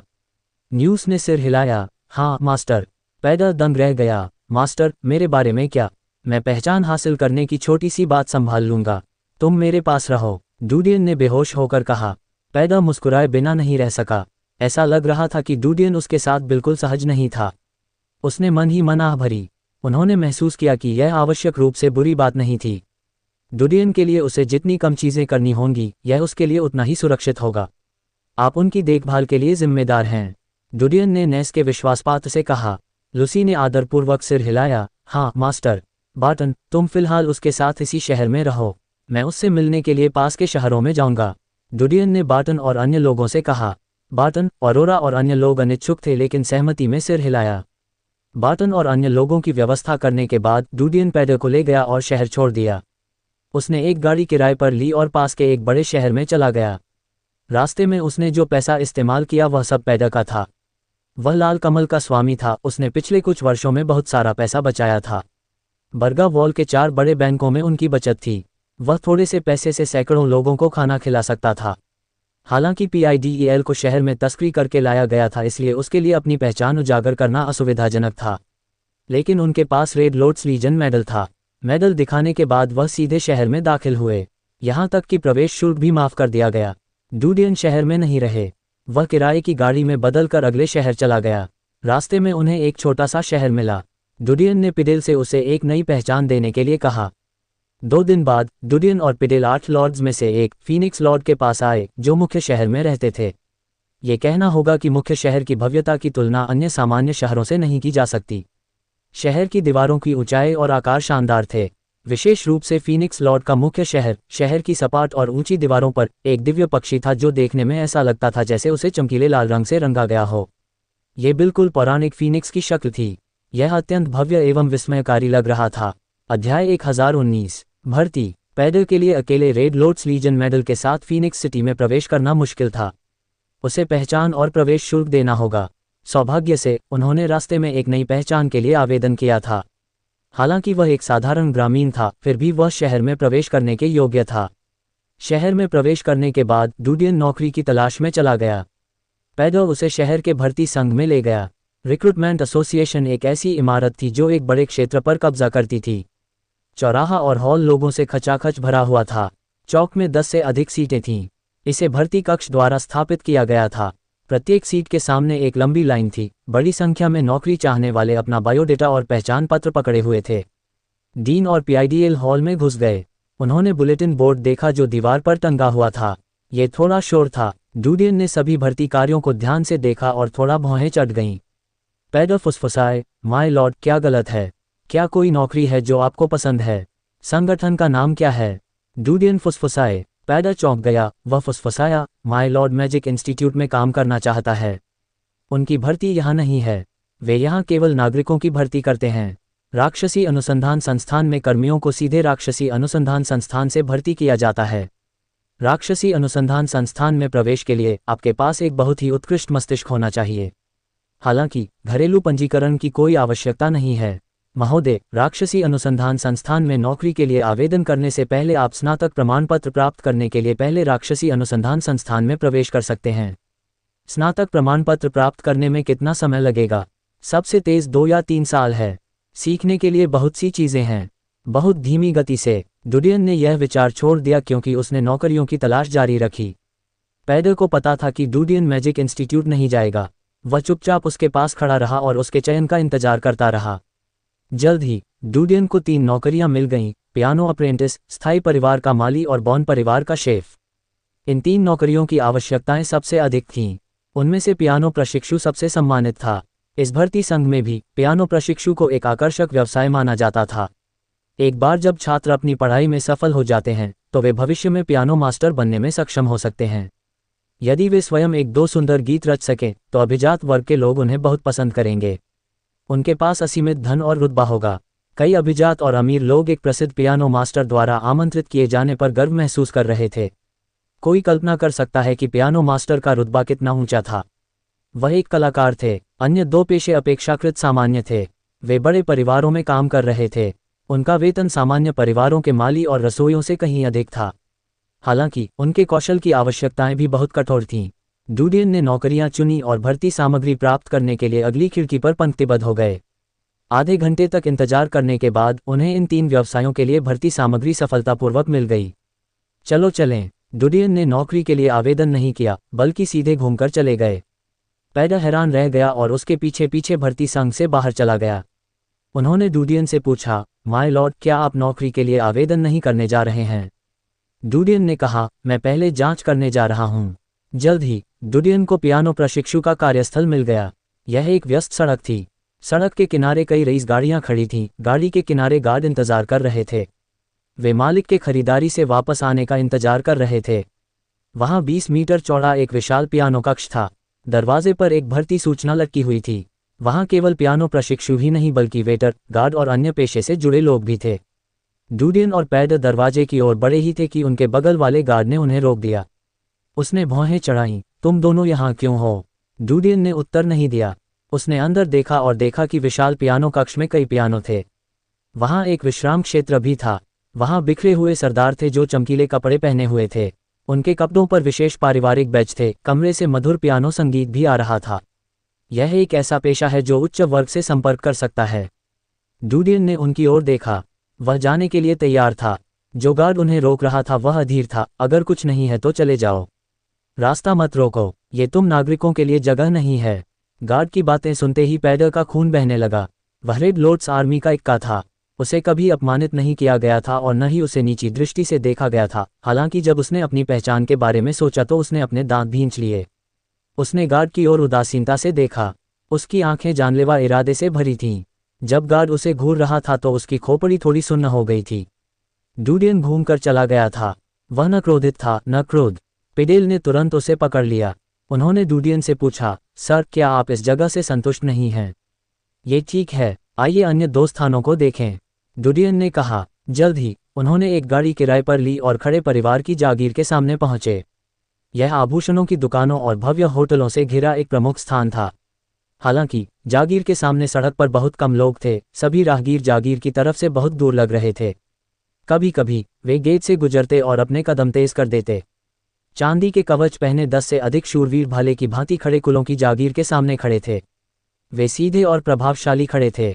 उनकी ठंडी आंखों में मानो ठंडी बिजली समाई हुई थी। जब भी राहगीर वहां से गुजरते थे तो उन्हें ऐसा महसूस होता था जैसे उन्हें सुइयां चुभो रही हो। उन्हें हर तरफ असहजता महसूस होती थी। इसके अलावा शूरवीरों के बगल में 4 खूंखार कुत्ते थे। वे सभी 2 सिर वाले कुत्ते थे। वे आदमी की आधी ऊंचाई के थे और एक छोटे घोड़े की तरह दिखते थे। उनका पूरा शरीर काले बालों से ढका हुआ था। उनके दांत नुकीले थे। ऐसा लग रहा था कि वे किसी भी समय झपट पड़ेंगे और पैदल चलने वाले का गला काट लेंगे। डुडियन और पैडर गाड़ी से उतर गए और जागीर में आ गए। उन्होंने जागीर की ओर देखा। वे गंभीर माहौल को महसूस कर सकते थे। हालांकि डुडियन की नज़र बहुत दूर थी। उसने देखा कि हरे लॉन पर कई माली काम कर रहे थे। वहां सफ़ेद कपड़े पहने नौकरानियां थीं जो जागीर के रास्ते पर बच्चों के साथ खेल रही थीं। डूडियन की आंखों में सुनहरी रोशनी चमक उठी। जागीर की दीवारें तोड़ दी गईं। सभी लोग उनकी दृष्टि में आ गए। अंधेरे में कुछ छिपे हुए रक्षक थे। एक मास्टर, 8 पायनियर। डूडियन की आंखें चमक उठीं। उसने नहीं सोचा था कि कोई भी परिवार इतना शक्तिशाली होगा कि वह पूरी सिल्विया को नष्ट कर सकता है। उसने एक क्षण सोचा और चला गया। मास्टर, स्थायी परिवार फीनिक्स के मुख्य शहर में एक पुराना परिवार है। हालांकि वे दिन ब दिन कम होते जा रहे हैं। उनके कई व्यवसाय अन्य परिवारों द्वारा कब्जा कर लिए गए हैं। हालांकि मैंने सुना है कि उनके परिवार की तीसरी बेटी में बहुत लड़ने की प्रतिभा है। वह फीनिक्स के भगवान की शिष्या बन गई है। मेरा अनुमान है कि कुछ वर्षों में स्थायी परिवार अपनी पूर्व ताकत हासिल करने में सक्षम होगा। पैडर डूडियन के पीछे चले गए, उनका परिचय कराया। आप बहुत कुछ जानते हैं, डूडियन ने उदासीनता से कहा। पिडिल हंसे, आखिरकार मैं यहाँ हूँ। मैं इन चीज़ों के बारे में थोड़ा जानता हूँ। डूडियन ने और कुछ नहीं कहा। उन्होंने बॉन परिवार के क्षेत्र में जाने के लिए एक गाड़ी किराए पर ली। बॉन परिवार मुख्य शहर के दूसरी ओर रहता था। दूरी बहुत थी लेकिन वे मुख्य शहर के पश्चिम में थे, अन्यथा वे उसी भर्तीकर्ता संघ को भर्ती पत्र नहीं भेजेंगे। डूडियन ने पाया कि बॉन परिवार स्थायी परिवार की तुलना में बहुत कमजोर था। बाड़ बहुत छोटी थी और पर्याप्त भव्य नहीं थी। लोहे की बाड़ पर जंग लगी हुई थी जिससे वह पुरानी लग रही थी। जागीर के लॉन पर बहुत सारी सूखी हुई पीली घास थी। द्वार पर केवल 8 शूरवीर पहरा दे रहे थे लेकिन प्रत्येक शूरवीर के शरीर पर एक बड़ा अजगर था। ये डरावना था। हालांकि खड़े कबीले की जागीर के बाहर कुछ राहगीर थे लेकिन बॉन कबीले की जागीर के सामने कुछ भी नहीं था। एक छाया भी नजर नहीं आ रही थी। पास की सड़क पर बहुत कम लोग थे। सर, ये बॉन कबीला कुख्यात है। उन पर बच्चों के साथ दुर्व्यवहार का आरोप लगाया गया है। इसके अलावा कई लोगों ने उनके शिष्यों को बच्चों के साथ दुर्व्यवहार करते देखा है। हालांकि वे उनका विरोध करने के लिए बहुत कमजोर हैं। पैडर ने अपने सामने बॉन कबीले की जागीर को देखा और उसकी आंखों में तिरस्कार की झलक थी। हालांकि वह क्रूर था और उसने कई लोगों को मार डाला था, लेकिन बच्चों के साथ दुर्व्यवहार करने वालों से उसे बहुत घृणा थी। जैसे ही पैडर बोल रहा था, डूडियन को लगा कि दरवाजे पर 8 शूरवीरों की नज़र उन पर पड़ी है। उनकी आंखें ठंडी थीं। यदि यह कोई साधारण व्यक्ति होता तो जल्दी से मुड़कर चला जाता। हालांकि वह शांत था और उसे कोई परवाह नहीं थी। उसकी आंखों में सुनहरी रोशनी चमक उठी। जल्द ही बॉन परिवार की जागीर की स्थिति उसकी नज़र में आ गई। यकीन से, जागीर में रक्षकों की संख्या स्थायी परिवार की तुलना में बहुत कम थी। हालांकि विशेषज्ञों की संख्या के मामले में बॉन परिवार स्थायी परिवार से अधिक मजबूत था। जागीर में एक स्वामी और 10 अग्रदूत थे। एक और व्यक्ति था जिसके शरीर से कोई गर्मी नहीं निकलती थी। हालांकि वह दूसरे मास्टर के साथ उसी कमरे में बैठा था। ऐसा लग रहा था जैसे वह शतरंज खेल रहा हो। निस्संदेह यहाँ की शतरंज पश्चिमी शतरंज थी। विशाल दीवार के लोग सिल्विया की तरह थे। उनमें से अधिकतर का झुकाव पश्चिमी चेहरों की ओर था। अचानक डूडियन की आंखें एक अजीब सी रोशनी से चमक उठीं। जल्द ही उसकी आंखों में सुनहरी रोशनी गायब हो गई। यहाँ आवेदन करें। पैडर आश्चर्यचकित हुआ। क्यों? डूडियन ने स्पष्ट नहीं किया। वह उन 8 शूरवीरों के पास गया जो दरवाजे से 7 या 8 मीटर की दूरी पर थे।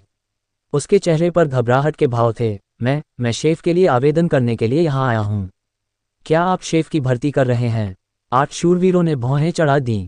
उनमें से एक ने रुखाई से कहा, यदि आप आवेदन करना चाहते हैं तो रिक्रूटर एसोसिएशन के पास जाएं। हमने भर्ती की जानकारी एसोसिएशन को सौंप दी है। हम निजी आवेदन स्वीकार नहीं करते हैं। डूडियन ने तुरंत कहा, धन्यवाद। वह जल्दी से मुड़ा और चला गया।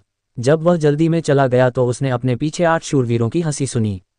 उन्हें लगा कि डूडियन का भागने का अंदाज थोड़ा अजीब था। इससे एक गार्ड के रूप में उनके नीरस जीवन में थोड़ा मजा आ गया। पैडर ने डूडियन को आते देखा। उसने सोचा कि वह भेष बदलने में अच्छा है, लेकिन उसके सामने वाला युवक उससे बेहतर था। इसके अलावा उसके चेहरे पर कोई गुस्सा नहीं था। वह वास्तव में गुस्सा नहीं था। यह एक मजबूत आदमी का आचरण था। वह झुक सकता था और खींच सकता था। उसके पास प्रेरी के समान ज्ञान नहीं था। पैडर का हृदय प्रशंसा से भर गया। उसने तुरंत अपने चेहरे पर अपनी प्रशंसा प्रकट की। वह डूडियन के साथ चला गया। उसने प्रशंसा में कहा, सर, क्या आप वास्तव में बॉन परिवार के लिए काम करने जा रहे हैं? मुझे लगता है कि बॉन परिवार कुख्यात है। मुझे नहीं लगता कि वे अपने अधीनस्थों के साथ अच्छा व्यवहार करेंगे। बेशक आपकी ताकत से वे आपको धमकी नहीं दे पाएंगे, लेकिन वे आसानी से बेनकाब हो जाएंगे। ये ठीक है, मेरी अपनी योजनाएं हैं। डूडियन ने अपना हाथ लहराया और गाड़ी में चढ़ गया। वह भर्ती संघ में वापस चला गया। जल्द ही वे दोनों हॉल में घुस गए। उन्होंने भर्ती संबंधी जानकारी देखी। बॉन परिवार का एक व्यक्ति अभी भी वहीं था। पियानो कक्ष से एक और खड़े परिवार के माली से एक गायब था। निश्चित रूप से बॉन परिवार कुख्यात है, कोई भी जाने को तैयार नहीं है। इसके अलावा वेतन भी बहुत कम है। पैदा हंसे, मैं संतुष्ट हूँ। डूडियन बहुत संतुष्ट था, वह लाइन में इंतजार कर रहा था। एक क्षण बाद उसकी बारी थी। उन्होंने अपनी पहचान प्रस्तुत की, लेकिन काउंटर के पीछे भूरे बालों वाली सुंदरी ने उनसे कहा कि उन्हें शेफ का प्रमाण पत्र प्रदान करने की आवश्यकता है। डूडियन ने अपना सिर थपथपाया और इस बारे में भूल गया। वह भीड़ से बाहर निकला और मुस्कुराया। रिक्रूटमेंट एसोसिएशन भी जिम्मेदार था। उन्होंने नियोक्ता से किसी की सिफारिश करने की हिम्मत नहीं की, वह केवल प्रक्रिया का पालन कर सकते थे। उन्होंने पैडल से पूछा, मुझे शेफ का प्रमाण पत्र कहाँ मिल सकता है? पेडल समझ गया, वह नाराज था, मैं इसके बारे में भूल गया था। शेफ का प्रमाण पत्र प्राप्त करना आसान है। आप या तो शेफ्स कॉलेज में जा सकते हैं और शेफ्स प्रमाण पत्र के साथ स्नातक हो सकते हैं, या शेफ्स कॉलेज में जा सकते हैं। मेरा सुझाव है कि हम शेफ्स कॉलेज में जाएं। जब तक आप एक या दो चीज़ें जानते हैं और कुछ पैसे खर्च करते हैं, आप आसानी से प्रमाण पत्र खरीद सकते हैं। डूडियन ने सिर हिलाया। प्रमाण पत्र नौकरी खोजने की कुंजी थी और पैसा प्रमाण पत्र के लिए राजमार्ग था। जल्द ही उन्हें एक शेफ प्रशिक्षण अकादमी मिल गई। पैडल ने एक वरिष्ठ शेफ का प्रमाण पत्र खरीदने के लिए 100 सोने के सिक्कों का भुगतान किया। वरिष्ठ शेफ का प्रमाण पत्र पैसे की सीमा थी। जहां तक मास्टर प्रमाण पत्र खरीदने के लिए उन्हें अधिक लोगों को रिश्वत देने की आवश्यकता थी। लागत 10 गुना या 100 गुना अधिक होगी। किसी को ये जानना होगा कि 100 सोने के सिक्के एक उच्च स्तरीय शेफ द्वारा 10 वर्षों में अर्जित वेतन के बराबर थे। इसके अलावा खरीदे गए प्रमाण पत्र का मतलब यह नहीं है कि वह वास्तव में एक उच्च स्तरीय शेफ है। नौकरी के लिए आवेदन करने के बाद नियोक्ता का सामना करना होगा। यदि किसी के पास कोई कौशल नहीं है तो उसे बहुत जल्द नौकरी से निकाल दिया जाएगा। इसलिए कोई भी इतना मूर्ख नहीं होगा कि उच्च स्तरीय शेफ का प्रमाण पत्र खरीद ले। हालांकि कुछ अमीर बच्चे अपवाद थे। प्रमाण पत्र उनके सामाजिक संपर्क और दिखावा बढ़ा सकता है। बेशक रईस इन नागरिक पेशेवरों को नहीं खरीदेंगे प्रमाण पत्र। वे आमतौर पर अपनी पहचान बनाने के लिए पियानो मास्टर जैसे प्रमाण पत्र खरीदते थे। प्रमाण पत्र प्राप्त करने के बाद दोनों भर्ती संघ में लौट आए। बॉन परिवार की भर्ती अभी भी वहां थी। जल्द ही डूडियन ने नौकरी के लिए आसानी से आवेदन करने के लिए वरिष्ठ शेफ के प्रमाण पत्र का उपयोग किया। आखिरकार उपरोक्त आवश्यकताओं के लिए उसे केवल एक मध्यवर्ती शेफ बनने की आवश्यकता थी। ... मुझे आशा है कि परीक्षा समाप्त करने वाले छात्रों को गर्मी की छुट्टियों में अच्छी नौकरी मिल सकती है। अध्याय 1020 अजीब महल। मास्टर, आप बॉन परिवार के पास गए हैं। मैं कहाँ जा रहा हूँ? पैडल और डूडियन भर्ती संघ से बाहर चले गए। उन्होंने देखा कि डूडियन नहीं चाहते थे कि वे बॉन परिवार में शामिल हों। डूडियन ने उसकी ओर देखा। आपको बॉन परिवार के पास नौकरी ढूंढनी चाहिए। आपको किसी भी समय भेजे जाने के लिए तैयार रहना चाहिए। ये सबसे अच्छा है यदि आप बॉन परिवार की सीमा नहीं छोड़ते हैं। अगर मैं आपको समझ नहीं पा रहा हूं तो आपको परिणामों को समझना चाहिए। पैडल हैरान था। 30 मील की धारणा की सीमा। वह उत्कृष्ट धारणा वाले व्यक्ति भी थे। वह जंगल में 30 मील दूर या उससे भी आगे की हलचल को महसूस कर सकता था। हालांकि वह स्पष्ट रूप से समझ नहीं सका। भीड़भाड़ वाले फीनिक्स शहर में 10 मील दूर से लोगों को रोक पाना बेहद मुश्किल था। आखिरकार यह ऐसा कुछ नहीं था जो केवल गंध और सुनने पर निर्भर होकर किया जा सकता था। सर, पेडेल आपके प्रति वफादार है। मुझे आशा है कि आपको मुझ पर संदेह नहीं होगा। मैं आपको कभी धोखा नहीं दूंगा। हम एक ही नाव पर हैं। हालांकि पेडेल हैरान था, लेकिन उसकी प्रतिक्रिया धीमी नहीं थी। उसने सम्मानजनक मुस्कान के साथ जवाब दिया। डूडियन ने उदासीनता से कहा, यह सबसे अच्छा है अगर आप एक चतुर व्यक्ति हैं। भले ही मेरी पहचान लीक हो जाए, यहाँ के लोगों के लिए मुझे रखना बहुत मुश्किल होगा। अगर मैं बच सकता हूं तो आपको पता होना चाहिए कि एक एबिस एवेंजर अंधेरे में कितना भयानक छिपा है। पैडल मन ही मन कड़वाहट से मुस्कुराया। वह स्वाभाविक रूप से यह जानता था। ऐसा इसलिए था क्योंकि वह जानता था कि वह डूडियन को धोखा नहीं देना चाहता था और गुप्त रूप से उसे सूचित नहीं करना चाहता था। आखिरकार यदि डूडियन बच गया तो उसकी स्थिति खतरनाक होगी। यह एक धन्यवाद रहित कार्य होगा। इसके अलावा वह रेड लॉर्ड्स को समझा नहीं सका। वह ये नहीं कह सका कि उसने जानबूझकर उन्हें लुभाने के लिए एक योजना का इस्तेमाल किया था। रेड लॉर्ड्स शायद उस पर विश्वास नहीं करेगा, लेकिन सोचेगा कि वह मौत से डरता है। गाड़ी किराए पर लेने के बाद दोनों बॉन परिवार के बाहर आए। डूडियन ने पैडल को सड़क के पास इंतजार करने के लिए कहा। उन्होंने रिक्रूटमेंट एसोसिएशन द्वारा जारी भर्ती प्रमाण पत्र लिया और जागीर के गेट पर आए। 8 शूरवीरों ने उधर देखा। जाहिर तौर पर उन्हें अभी भी डूडियन की याद है। जब उन्होंने डूडियन के हाथ में भर्ती प्रमाण पत्र देखा तो उन्होंने अपनी भौहें थोड़ी ऊपर उठाईं। उनके होठों पर हल्का सा व्यंग्य था। ऐसा लग रहा था कि इसके पीछे कोई और मतलब है। डूडियन ने इसे नज़रअंदाज कर दिया और शांति से कहा, मैं शेफ के पद के लिए आवेदन करने के लिए यहाँ आया हूँ। ये भर्ती संघ द्वारा जारी प्रमाण पत्र है। उन्होंने प्रमाण पत्र सौंप दिया। नाइट के कंधे के चारों ओर लिपटे विशाल अजगर ने अपना सिर थोड़ा ऊपर उठाया। उसकी खड़ी पुतलियां डूडियन को घूर रही थीं। ऐसा लग रहा था कि ये कभी भी काट लेगा। नाइट को चिंता थी कि उसके कंधे पर बैठा विशालकाय अजगर अचानक डूडियन पर हमला कर देगा। उसने विशाल अजगर के सिर को छुआ और उसे सांत्वना दी। उसने डूडियन से प्रमाण पत्र लिया और डूडियन की ओर देखा। वह थोड़ा आश्चर्यचकित था। एक नागरिक के रूप में डूडियन के चेहरे पर निडरता थी। यदि यह एक सामान्य व्यक्ति होता जो अपने पालतू जानवरों को देखता तो वे मौत से डर जाते। उसने ज्यादा नहीं सोचा। उनकी नज़र सर्टिफिकेट पर पड़ी। उसने मुहर देखी और देखा कि यह भर्ती संघ की थी। उसने सिर हिलाया और कहा, मेरे साथ आओ, मैं तुम्हें बटलर से मिलने ले जाऊंगा। उसने दरवाज़ा खोला और रास्ता दिखाया। डूडियन ने गेट तक उसका पीछा किया। उसने पीछे मुड़कर देखा तो शूरवीरों ने दोनों तरफ से गेट बंद कर दिया था। उसने लोहे की बाड़ से झांककर पैडर को देखा।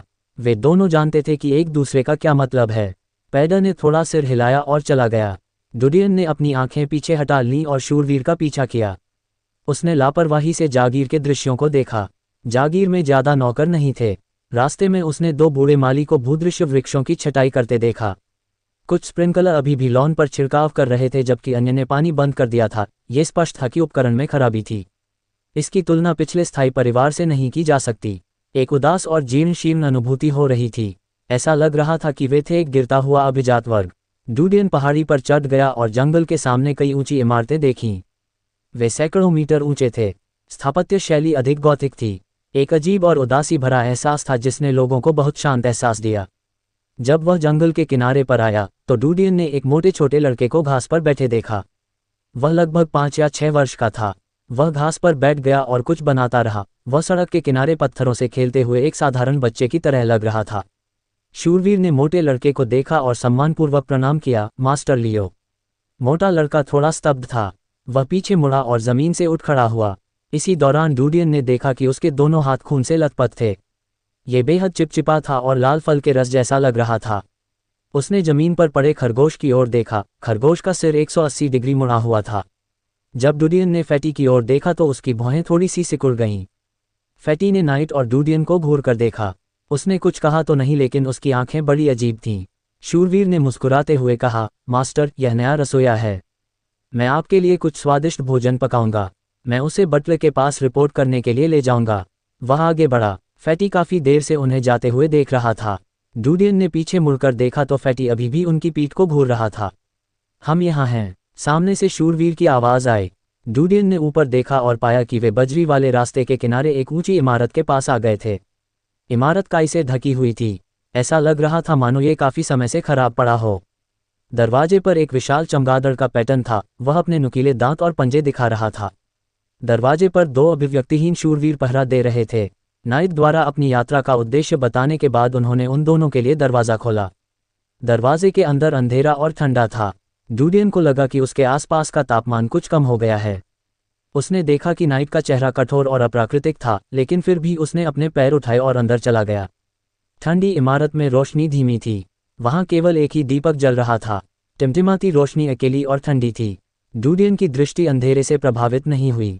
उसने भवन के ऊपर एक खाली सिंहासन देखा। पत्थर के खंभों के दोनों ओर काले कवच पहने शूरवीर खड़े थे। उनके शरीर अंधेरे के साथ लगभग एक जैसे थे। उन्हें स्पष्ट रूप से देखना कठिन था। इसके अलावा उनके शरीर पत्थर की मूर्तियों की तरह स्थिर खड़े थे। इसी समय अंधेरे में से एक युवती जो नौकरानी के वेश में थी वहां आई। उसका चेहरा सफ़ेद था और मन को छू लेने वाली सुंदरता थी। वह आगे बढ़ रहे शूरवीर को देखकर मुस्कुराए। ये व्यक्ति कौन है? मार्ग का नेतृत्व कर रहे शूरवीर ने उसे देखा और जल्दी से अपना सिर झुकाया। ये भर्ती संघ द्वारा अनुशंसित उम्मीदवार है। वह एक शेफ है। उसने डूडियन का प्रमाण पत्र सौंप दिया। युवती ने इसे नहीं लिया। उसने डूडियन की ओर देखा और सिर हिलाया। यहाँ रुको, मैं बटलर को बुलाऊंगी। जब वह चुपचाप चल रही थी तो उसका शरीर तैरता हुआ प्रतीत हो रहा था। डूडियन ने देखा कि उसके पैर जमीन पर आ गए हैं। उसके कदम बहुत अजीब थे। उसके कदमों में एक अच्छी तकनीक छिपी हुई थी।